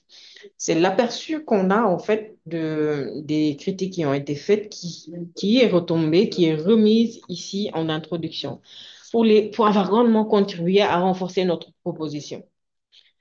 Alors, cela permet, avec cette phrase introductive, de pouvoir résumer les modifications. Sachez que pour résumer ces modifications-là, il faudra une certaine forme de présentation pour permettre aux évaluateurs de suivre les différentes modifications qui ont été faites. Cela aboutit à utiliser des puces, par exemple, pour les différents points, à utiliser aussi le référencement, hein, des parties qui ont été mises à jour. Si par exemple c'est une modification sur la stratégie de collecte des données, l'idée est de montrer, de donner le nom de la rubrique et aussi de donner le numéro de la page, hein. Alors, une fois qu'on a rédigé l'introduction, on pourra aujourd'hui, en termes des différentes spécificités qui ont été présentées sur les aspects à améliorer, faire une proposition de réponse. Next slide, actuellement. La proposition de réponse, elle doit être stratégique. Pourquoi est-ce qu'elle doit être stratégique? Parce qu'aujourd'hui, si vous vous permettez, par exemple, de répondre à des critiques et en répondant à la critique, il n'y a pas une précision ou bien il y a un oubli d'une partie, hein, quant à, du moins, là, je soulève l'aspect de la relecture, hein, qui doit être faite en aval, c'est de pouvoir avoir une bonne structure en fait des parties qui ont été révisées, une bonne partie, une bonne structuration. Ça permet de faciliter le suivi. Lorsqu'il y a des parties qui sont surlignées, entre guillemets, par des tirets ou bien par des puces, cela permet à l'évaluateur, dès qu'il a le document, de passer systématiquement à l'essentiel. Donc, on ne le rappellera pas suffisamment assez, c'est qu'il faudra traiter chaque commentaire. Il ne faut pas négliger un seul commentaire. Que ce soit un commentaire positif ou négatif, il faudrait l'intégrer systématiquement au document de réponse pour montrer que voilà, nous avons bien compris et nous avons bien fait aussi pour montrer qu'on a fait la différenciation entre les critiques positives et les critiques négatives. Et cela permet d'appuyer les changements avec des preuves. C'est-à-dire qu'aujourd'hui, euh, vous avez des critiques sur vos, par exemple, sur les données préliminaires manquantes. Vous avez aujourd'hui des preuves, après avoir fait vos recherches, amener des preuves sur les données préliminaires, sur la littérature récente, les avis d'experts et toute autre forme de sources pouvant appuyer aujourd'hui la théorie que vous mettez en avant. Il faut toujours aller au-delà de la surface. C'est-à-dire, lorsque vous avez des critiques, on vous a donné des critiques, il y a systématiquement des phrases. Du premier coup, on peut bien l'accueillir, on peut ne pas bien l'accueillir, mais lorsque nous devons y répondre, l'idée, c'est d'avoir plus de clarté que la précédente. Parce que l'objet de la critique peut être, nous n'avons pas eu de clarté, suffisamment de clarté, ou bien la personne n'a pas développé suffisamment sa stratégie ou bien en termes d'ambition aussi, cela peut affecter le caractère de la réponse que sera donnée à notre proposition. L'idée, c'est toujours de discuter avec une personne qui pourra nous donner un peu plus d'avis sur notre proposition. Ne pas rester figé sur son opinion. C'est ce qu'il y a d'essentiel.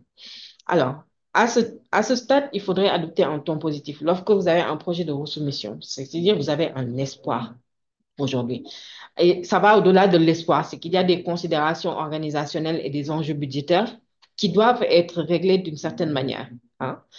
Il faudrait avoir un aspect, un ton positif et collaboratif. C'est-à-dire qu'aujourd'hui, lorsqu'on vous demande, par exemple, dans une proposition qui a été soumise un document qui est manquant, ça peut être une assurance de responsabilité civile. Lorsque vous répondez, vous avez fait l'évaluation au niveau de votre organisation, vous savez que vous n'avez pas encore d'assurance de responsabilité civile. L'idée, c'est, après avoir mené les démarches collectives avec votre organisation, quant à la souscription d'une assurance responsabilité civile, de dire que nous sommes en cours de souscription à une assurance responsabilité civile. Le document sera bientôt disponible pour partage. Donc, ça, c'est une posture assez positive. Et cela permet de réviser pour les évaluateurs, de réviser avec intention tout ce qui a été stipulé et renforcer la démarche, la logique qui a été à l'origine de la conception des objectifs. Next slide. Alors, sans plus tarder, des exemples de réponses qu'on peut donner ici, c'est que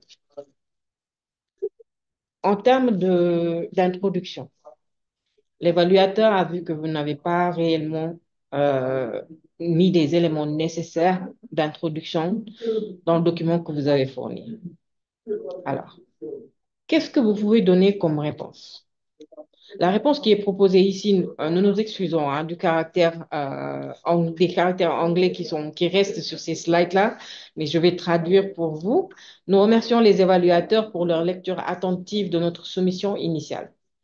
Ils ont relevé de moi plusieurs points forts, notamment l'impact théorique et clinique potentiellement significatif de la différenciation des processus d'apprentissage dans l'apprentissage des mots chez l'enfant.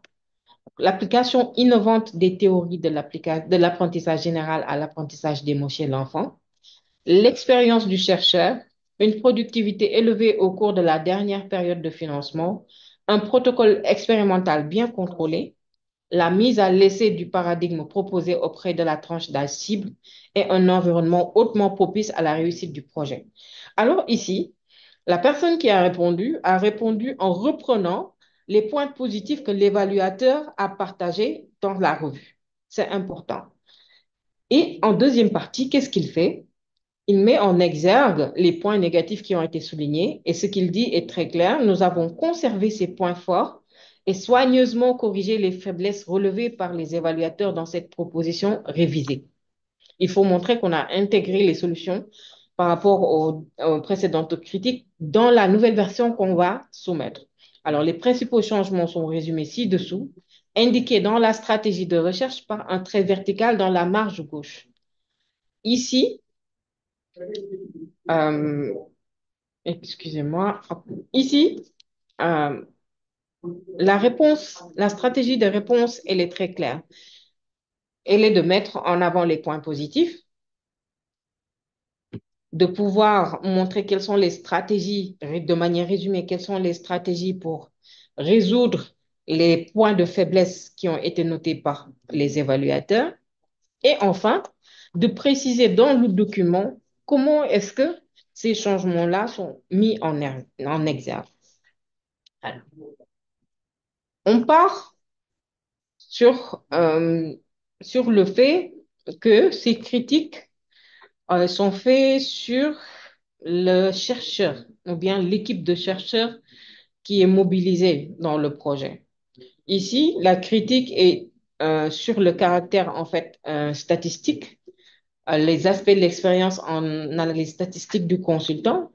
Donc, ce qui est mis en exergue ici, c'est qu'il a pleinement participé à cette révision en recommandant une technique d'analyse plus sophistiquée, la modélisation à effet mixte pour mieux appréhender la variabilité aléatoire, tester plus finement les interactions temporelles et permettre l'examen des différences individuelles. La conception globale et l'approche analytique ont été clarifiées. Dans cette partie, l'auteur, la personne qui répond, a proposé et mis en application une solution par rapport au manque de compétences. C'est-à-dire que la critique était sur le manque de compétences en statistique, de solides compétences du moins en analyse statistique. Et eux, à leur retour, ils ont eu un statisticien qui a été intégré dans le processus de révision et il a précisé les différentes parties sur lesquelles il est intervenu. Next slide. Ici, l'intervention traite de la critique faite sur le lien entre les études proposées et les objectifs. Hein. Cet exemple traite du modèle proposé directement à l'issue d'une littérature et de son application aux enfants qui n'est pas certaine. Ici, la critique est, par exemple, sur la technique qui est utilisée qui peut ne pas être adaptée à la cible de recherche. Donc, la réponse qui est proposée ici, c'est bien que notre soumission ait mis l'accent sur l'application passée du modèle à l'apprentissage des mots chez l'adulte. Des études sur l'apprentissage général chez les nourrissons et chez les enfants confirment l'applicabilité de ces concepts aux enfants. De plus, nos données de faisabilité présentées plus en détail démontrent l'applicabilité de ces concepts à l'apprentissage des mots chez l'enfant. Donc, ils ont ici montré de manière empirique que le modèle qui est proposé est applicable aux enfants, mais aussi sur la faisabilité, parce qu'ils ont des données de faisabilité aussi. Cela est important. Next slide. Alors, ici, il s'agit de la pertinence du modèle qui est proposé. Je pense qu'on a déjà traité celui-ci. De la pertinence du modèle proposé par rapport à sa faisabilité et par rapport aux études préliminaires. Alors, ce qui est précisé ici comme remarque ou comme critique, c'est qu'il serait utile pour eux qu'il y ait des données pilotes indiquant si l'application proposée de la technique Z au système auditif est faisable. La réponse qui est proposée, c'est que la proposition révisée fournit des nouvelles données pilotes basées sur l'utilisation de la technique Z dans l'AVCN chez 4 animaux. Ces données pilotes indiquent que la technique Z est une approche réalisable au moins au niveau de l'AVCN. Ici, ce qui est stipulé, c'est que nous avons une technique qui est utilisée sur l'échantillonnage et puis sur le traitement on va dire, ce n'est pas biomédical, en laboratoire, du moins dans le test chez les animaux. C'est-à-dire que des techniques qui sont utilisées sur des tests qui doivent être réalisés sur des animaux. Donc, ici, la critique, c'est est-ce que cette technique peut être utilisée pour un système auditif de nature différente? Parce que ça a été utilisé chez les animaux. Alors, les données qu'ils ont avancées montrent nécessairement que ces techniques peuvent être appliquées par rapport à la cible. Next slide. Et je pense que c'est notre dernier exemple. C'est une critique spécifique à l'approche de l'étude. Euh, la réponse qui peut être donnée ici, alors avant de parler de la réponse, il suffit de préciser la question. Alors, ici, il est stipulé qu'il n'y a pas de discussion hein, assez puissante sur les statistiques. La réponse qui est proposée, c'est que les procédures du moins générales d'estimation de la puissance dans les modèles multiniveaux, hein, notre approche actuelle et celle proposée, ne sont pas établies. D'accord? Donc, ils acceptent la critique qui a été faite. Derrière, qu'est-ce qu'ils proposent? Ils proposent que des dizaines d'articles paraissent encore chaque année sur ce sujet. Et ceci étant dit, que la puissance utilisée est calculée lors de l'estimation de l'intervalle de confiance hein, de non-centralité, CISM, sorry, ajusté pour des mesures répétées d'une puissance minimale et de 67 avec une moyenne de 89 en utilisant des données relatives aux effets que nous avons trouvés. Donc, à titre de conviction, de manière plus convaincante, il n'y a qu'une seule estimation de la puissance qui permet à la capacité de détecter plusieurs effets convergents à l'aide de procédures expérimentales proposées. Donc, voir les études préliminaires 3 à 6 pour plus de détails. Toujours, on est dans cette démarche empirique de confirmer que le modèle que l'on a utilisé est celui qui est bon par rapport aux estimations qui doivent être faites. D'une manière générale, next slide. D'une manière générale, tous ces exemples qui sont proposés permettent de soulever les étapes clés pour améliorer une proposition avant la resoumission. On l'a toujours dit, il faudrait examiner attentivement la synthèse des évaluations. On vous a donné ou envoyé par email le retour ou bien les critiques sur votre évaluation. Prendre le temps de les analyser est nécessaire pour pouvoir avancer et faire une resoumission. Cela permet d'identifier les critiques majeures et mineures et de discuter sur un retour avec des retours du moins avec un mentor ou un collègue. Toujours l'aspect collaboratif dans la reformulation. Échanger avec le responsable des programmes, c'est-à-dire avoir une hiérarchie pour qu'il puisse avoir une vision globale, une clarté globale de la proposition qui est faite. Réviser les objectifs et la portée pour en assurer la faisabilité.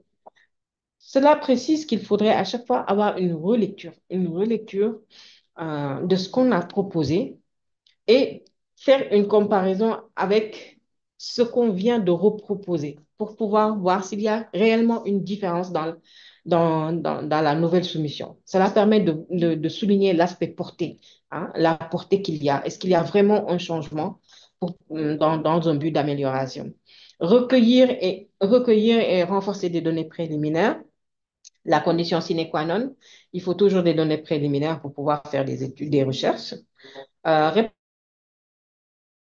Claire et constructive. Alors, répondre de manière constructive, c'est répondre en proposant des solutions, des actions concrètes. Hmm?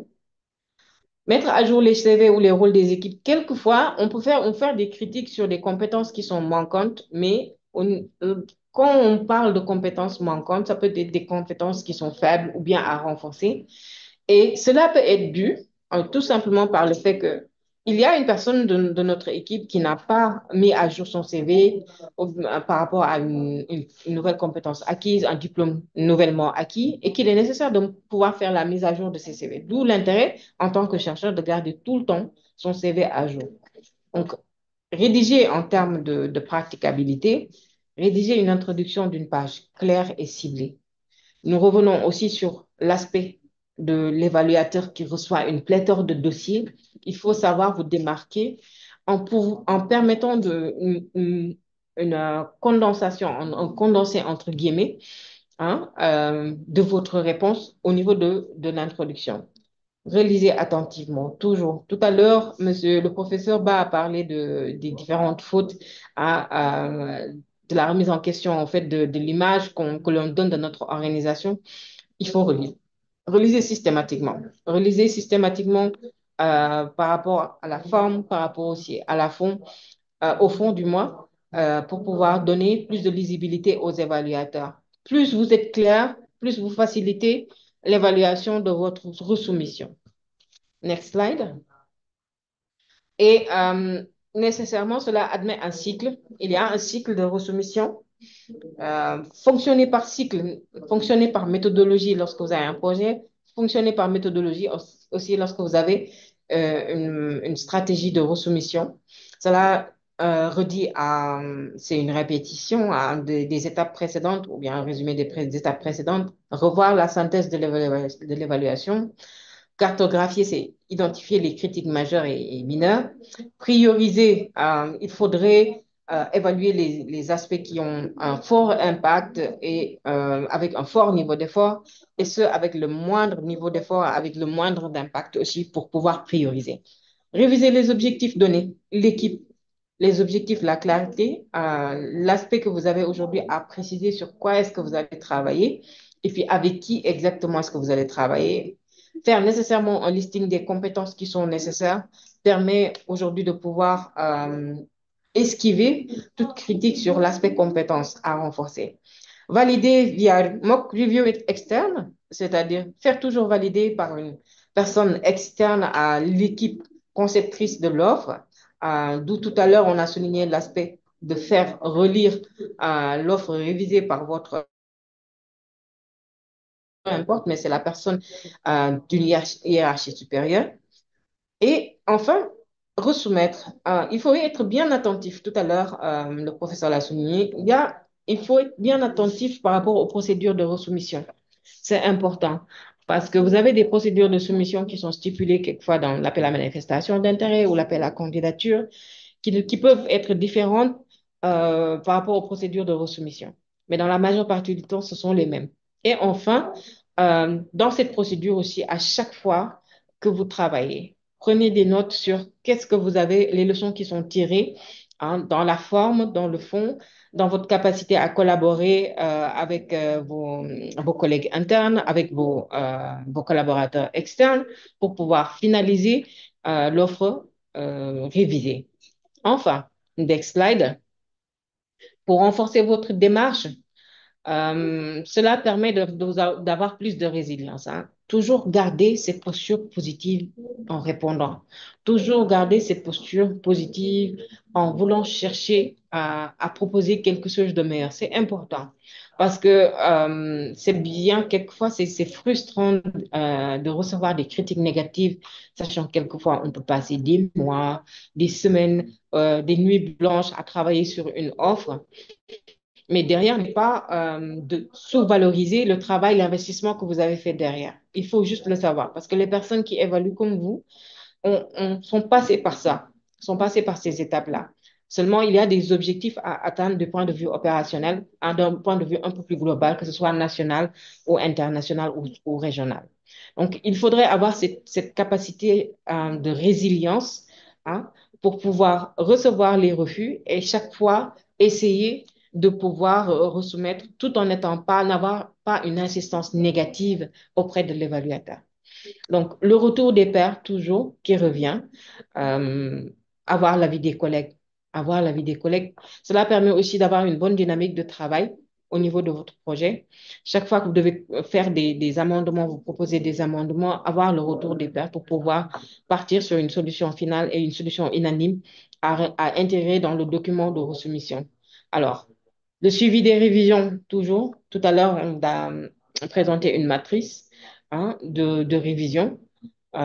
C'est important et cette matrice de révision permet aussi de pouvoir avoir une traçabilité sur les leçons apprises. Vous pouvez aussi sur cette matrice l'améliorer en ajoutant une colonne sur les leçons apprises. Cela permet de capitaliser. Hein. Alors, répondre à des critiques, à chaque critique, même les plus mineures. Aujourd'hui, on peut vous demander pourquoi est-ce que vous avez mis cette partie avant l'autre partie. C'est une critique qui est mineure pour vous, mais qui peut être majeure pour votre évaluateur dans la mesure où la succession de ces parties peut stipuler la succession des activités de chaque partie et peut mener à confusion l'évaluateur. D'où la nécessité à chaque fois de pouvoir justifier chaque critique qu'on fait, n'en négliger aucune, justifier chaque critique. Et dans l'introduction qu'on avait donnée tout à l'heure en exemple, vous avez vu qu'on a chaque fois rappelé les points positifs qui ont été stipulés par l'évaluateur et après revenir sur les points négatifs et annoncer comment est-ce que nous allons les résoudre, comment est-ce qu'elles ont résolu dans la nouvelle offre. Voilà d'une manière générale ce que j'avais dit, ce que j'avais à partager avec vous en termes de stratégie de résilience sur tout ce qui est resoumission de propositions.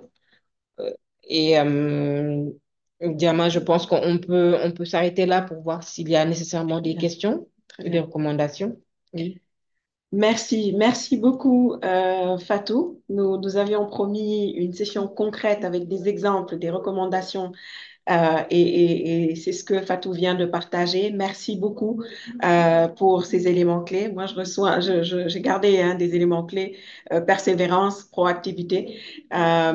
Oui, effectivement, merci beaucoup pour cette session. Donc, on va dire, on a encore un petit peu de temps. On va prendre quelques questions. Vos contributions sont les bienvenues, vos commentaires également. J'ai déjà noté quelques éléments qui nous ont été envoyés dans le chat. Euh, je vais peut-être dans un premier temps donner la parole à Saleh Diallo, qui avait signalé avoir déjà une question en tout cas pour nous. Saleh Diallo, vous avez la parole.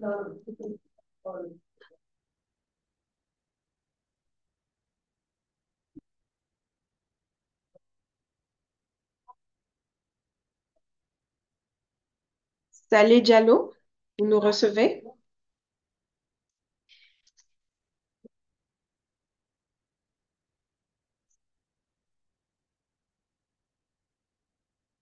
Alors, en attendant que Saleh Diallo, oui, Saleh Diallo, vous avez la main levée. Je ne sais pas si vous arrivez à... Est-ce que, est-ce que vous nous recevez? Hmm, Est-ce que vous m'entendez? C'est parfait. On vous entend très Oui, bien. bonjour. Bonjour. Oui, en fait, j'avais une question pour le professeur Siliba. En fait, je voulais savoir si dans une même université, si deux groupes de recherche différents peuvent postuler pour le même projet, pour un financement. Très bien, c'est noté. Je pense que Dr. Sidi a pris note. Euh, on avait une question dans le chat également dans ce sens euh, par rapport par rapport aux équipements biomédicaux. Donc, l'idée, c'est de savoir si, en tout cas, dans les travaux de recherche, dans cet écosystème de recherche de financement par rapport aux aspects de santé, finalement, je pense que la docteur Sidi, votre expertise est sollicitée, quelle peut être la place des équipements, de la maintenance des équipements biomédicaux, de par votre expérience, est-ce qu'il y a des financements dans ce sens, voilà, etc. Est-ce qu'on a d'autres participants qui souhaitent intervenir, donc pour questions, contributions, avant que je donne la parole à Dr Sidi et à Fatou?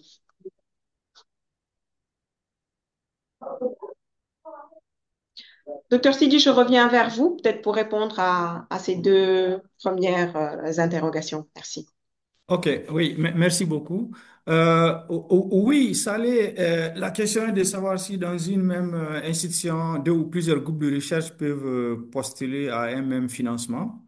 La réponse est oui. Moi, je n'ai jamais, de par ma petite expérience, je ne suis pas tombé sur un appel à projet où on dit que c'est une seule demande qui sera reçue par institution. Alors, maintenant, il faut être prudent. Dans une institution, c'est pas bien lorsque deux groupes de recherche différents, ou bien même si c'est les PI, deux porteurs de projets, soumettent sur le même sujet, parce que ça montre une certaine incohérence dans la politique de recherche de l'institution. Si vous voulez soumettre, si c'est deux projets similaires, c'est mieux de se mettre ensemble et puis de travailler en équipe et soumettre, si c'est pour la même source de financement, ou bien même aller chercher d'autres financements. Mais sinon, pour être clair, oui, plusieurs groupes de recherche peuvent soumettre pour un même appel à projet dans une même institution. Alors, la deuxième question, que peut être la place des équipements biomédicaux dans la recherche des financements? Oui, le domaine biomédical, justement, est un domaine qui est en train, justement, de s'ouvrir beaucoup dans nos institutions en Afrique, parce que très souvent, les compétences manquent dans ce domaine-là. Donc maintenant, s'il s'agit des équipements, la maintenance des équipements biomédicaux, ce qu'il faut, ce que généralement, ce que je vois surtout dans les projets de recherche, évidemment que je ne vais pas prétendre connaître tous les appels de projets qui se lancent à travers le monde, mais les quelques projets que je connais, ce qui est recherché, c'est surtout l'innovation en matière d'équipements biomédicaux. Je vais vous donner un exemple concret. Vous savez que la tuberculose, c'est une maladie qui concerne le monde entier. Si vous partez, que ce soit aux États-Unis, en Russie, au Japon, ne serait-ce que parmi la population carcérale, le problème de tuberculose se pose avec acuité et évidemment en Afrique aussi. De plus en plus, les gens approchent ceux qui sont dans le domaine biomédical pour voir comment on peut diagnostiquer très rapidement et efficacement, faire les tests voilà, pour savoir si un patient potentiel a la tuberculose. Donc, si vous pouvez, donc ils veulent des kits de traitement, de diagnostic rapide. Il y a aussi, dans certains cas, on est en train de vouloir mettre avec la miniaturisation, par exemple, si les caillots de sang qui bouchent souvent les veines, de plus en plus, je vois, il y a des recherches qui mettent des petits robots qui peuvent être rentrés dans une veine pour débloquer une veine. Vous voyez, donc, le domaine le domaine biomédical, il faut surtout voir ça en termes de nouvelles technologies pour améliorer le diagnostic et puis le traitement.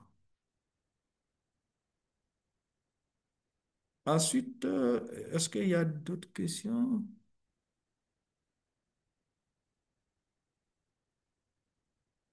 Y aurait-il... Bon, je regarde Fatou, Madame Dia, si vous me permettez, dans le chat, je- Oui, allez-y. voilà, je vois, y aurait-il un site ou une liste de bailleurs potentiels et par domaine? Oui, c'est-à-dire qu'aujourd'hui, ça c'est la beauté aujourd'hui avec Google, simplement vous pouvez taper les sites de recherche. Vous faites vraiment un petit effort de recherche, vous allez trouver. Je sais que dans les institutions aussi, dans certaines institutions, si vous approchez vos départements chargés des grants, comme on le dit, ou bien la direction de recherche, souvent ils ont un répertoire des bailleurs potentiels, même catégorisés en fonction des domaines. Vous allez voir les domaines de la médecine, par exemple, NIH, c'est connu que partout. Ils financent les recherches sur tout ce qui concerne les questions de santé. La fondation Bill et Melinda Gates, voilà, SIDA, l'Agence universitaire de la francophonie. Donc, quand vous faites juste une recherche sur Google et puis vous allez pouvoir trouver une liste des bailleurs potentiels en fonction de votre domaine. Vous pouvez même réduire par mots-clés votre recherche et puis ça va vous amener. Évidemment, il faut faire attention aussi parce que souvent on a des sites, ce sont des sites d'arnaque, hein, ça existe. Donc, il faudrait aussi faire attention quand vous voyez les sites ou bien des appels à projets, il faut vous rassurer que c'est des sites authentiques. Évidemment, si vous contactez les personnes qui sont spécialisées dans les reconnaissances des sites authentiques, là, ils vous diront si c'est des bons sites ou pas aussi. Merci. Merci beaucoup, docteur Sidi. Fatou, je ne sais pas si tu veux ajouter un élément. C'est souvent Fatou qui nous déniche en tout cas les bailleurs potentiels au niveau de APHRC. Je ne sais pas s'il y a une recommandation pour Monsieur Dia dans ce sens. Alors, merci beaucoup, Diama et professeur Ba. Alors, sur ces aspects de recherche de financement, hein, et d'opportunités de financement, ce que je pourrais suggérer, c'est au niveau de votre institution, faire un mapping des bailleurs. Un mapping des bailleurs, ce n'est rien d'autre que pour rechercher les bailleurs qui font des investissements dans le domaine que ce soit dans le domaine de la santé, de l'éducation, peu importe votre thématique, de l'agriculture ou autre. Et après, faire un tableau où pour chaque bailleur, vous avez les différents domaines dans lesquels ils interviennent. Il y a des offres de subventions qui sont sur une base annuelle, c'est-à-dire qui sont récurrentes, qui reviennent chaque année. Il est important de les noter. Celles aussi qui viennent de manière assez temporelle, qui peuvent venir par exemple une fois ou deux fois par année, ou bien presque jamais, qui ont été juste éditées une seule fois. Donc l'idée, c'est de faire un mapping.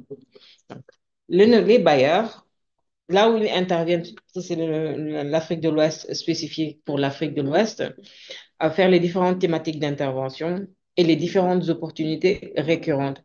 Parce que cela vous permet aussi, si vous voyez une opportunité annuelle, peut-être le délai est dépassé, peut-être le délai est proche, ça vous permet, vous, derrière, de pouvoir avoir le temps de vous préparer pour l'année prochaine.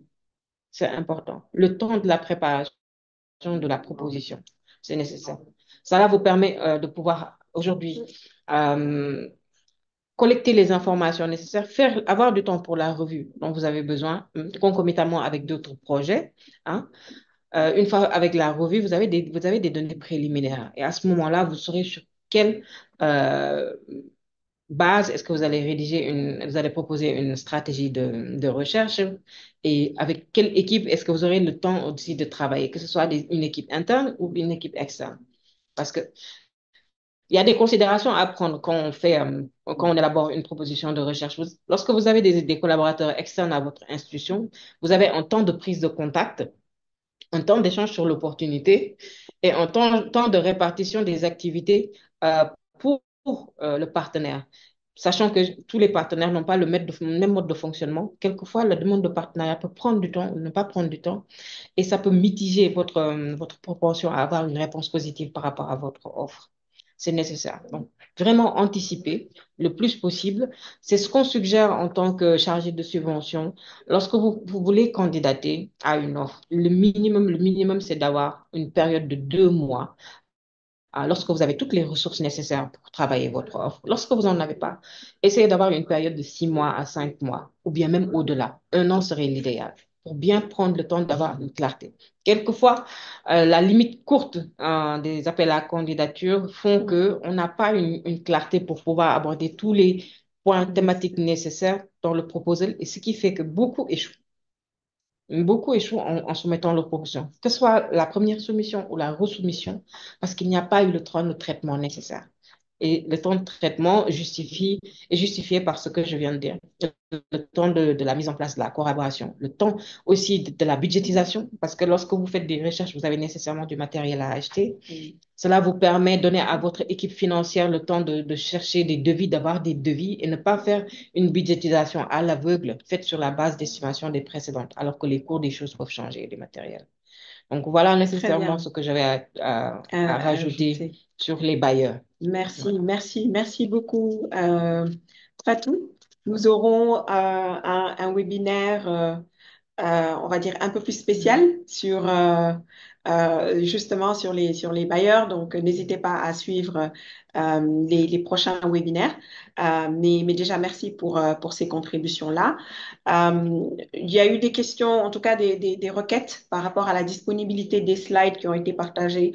Je voudrais juste préciser que chacun des webinaires de ce programme destiné aux chercheurs en début de carrière, en milieu de carrière, aux chercheurs tout court, en tout cas aux chercheurs du continent africain, sont disponibles sur le site YouTube de APHRC. Donc, ce webinaire sera disponible dès le début de la semaine prochaine, en tout cas au plus tard, sur la plateforme YouTube. Donc, n'hésitez pas à visiter un petit peu la plateforme. Il y a il y a eu différents webinaires en anglais et en français depuis le début de l'année. Donc, vous pouvez en tout cas les visionner. N'hésitez pas à poser des questions à APHRC via les différentes plateformes, Facebook, YouTube, LinkedIn. En tout cas, nous serions ravis de pouvoir répondre à toutes vos interrogations. Et notez qu'il y aura toute une série de webinaires d'ici la fin de l'année pour toujours appuyer le renforcement de capacité des chercheurs, et là plus spécifiquement des chercheurs francophones, à travers les webinaires en français et destinés aux pays francophones. Il y a aussi cette requête en lien avec la possibilité de travailler avec APHRC. Il y a, en tout cas, tous les postes ouverts sont disponibles sur le site internet de APHRC, donc n'hésitez pas à le visiter. Euh, donc, tous les postes ouverts sont disponibles sur ce site. Il y a également fréquemment des annonces via la page LinkedIn de APHRC, donc n'hésitez pas à vous abonner ou en tout cas à la suivre pour être en tout cas au fait des différentes, en tout cas des différentes opportunités pour collaborer avec APHRC, que ce soit au niveau du siège à Nairobi ou au niveau du bureau régional à Dakar, ou également au travers des différents projets dans les 36 pays aujourd'hui dans lesquels nous avons des projets ou programmes au niveau du continent africain. Donc, ça a été un plaisir de partager en tout cas ce panel. Dr Sidi, encore un grand merci. Nous avons eu des participants du Mali, du Burkina Faso, de la Guinée, du Sénégal. Donc, ça a été un plaisir d'avoir en tout cas cette diversité, euh, on va dire, de l'Afrique francophone. Ça a été un plaisir de vous avoir avec nous. N'hésitez pas. Fatou et Dr Sidi, il y a eu beaucoup de remerciements, beaucoup de feedback que nous recevons pour la qualité en tout cas de la présentation que vous avez en tout cas délivrée. Un grand merci à vous. Je vous donne rendez-vous pour le mois prochain. Vous savez où nous joindre. On est disponible via toutes les plateformes. N'hésitez pas à nous écrire.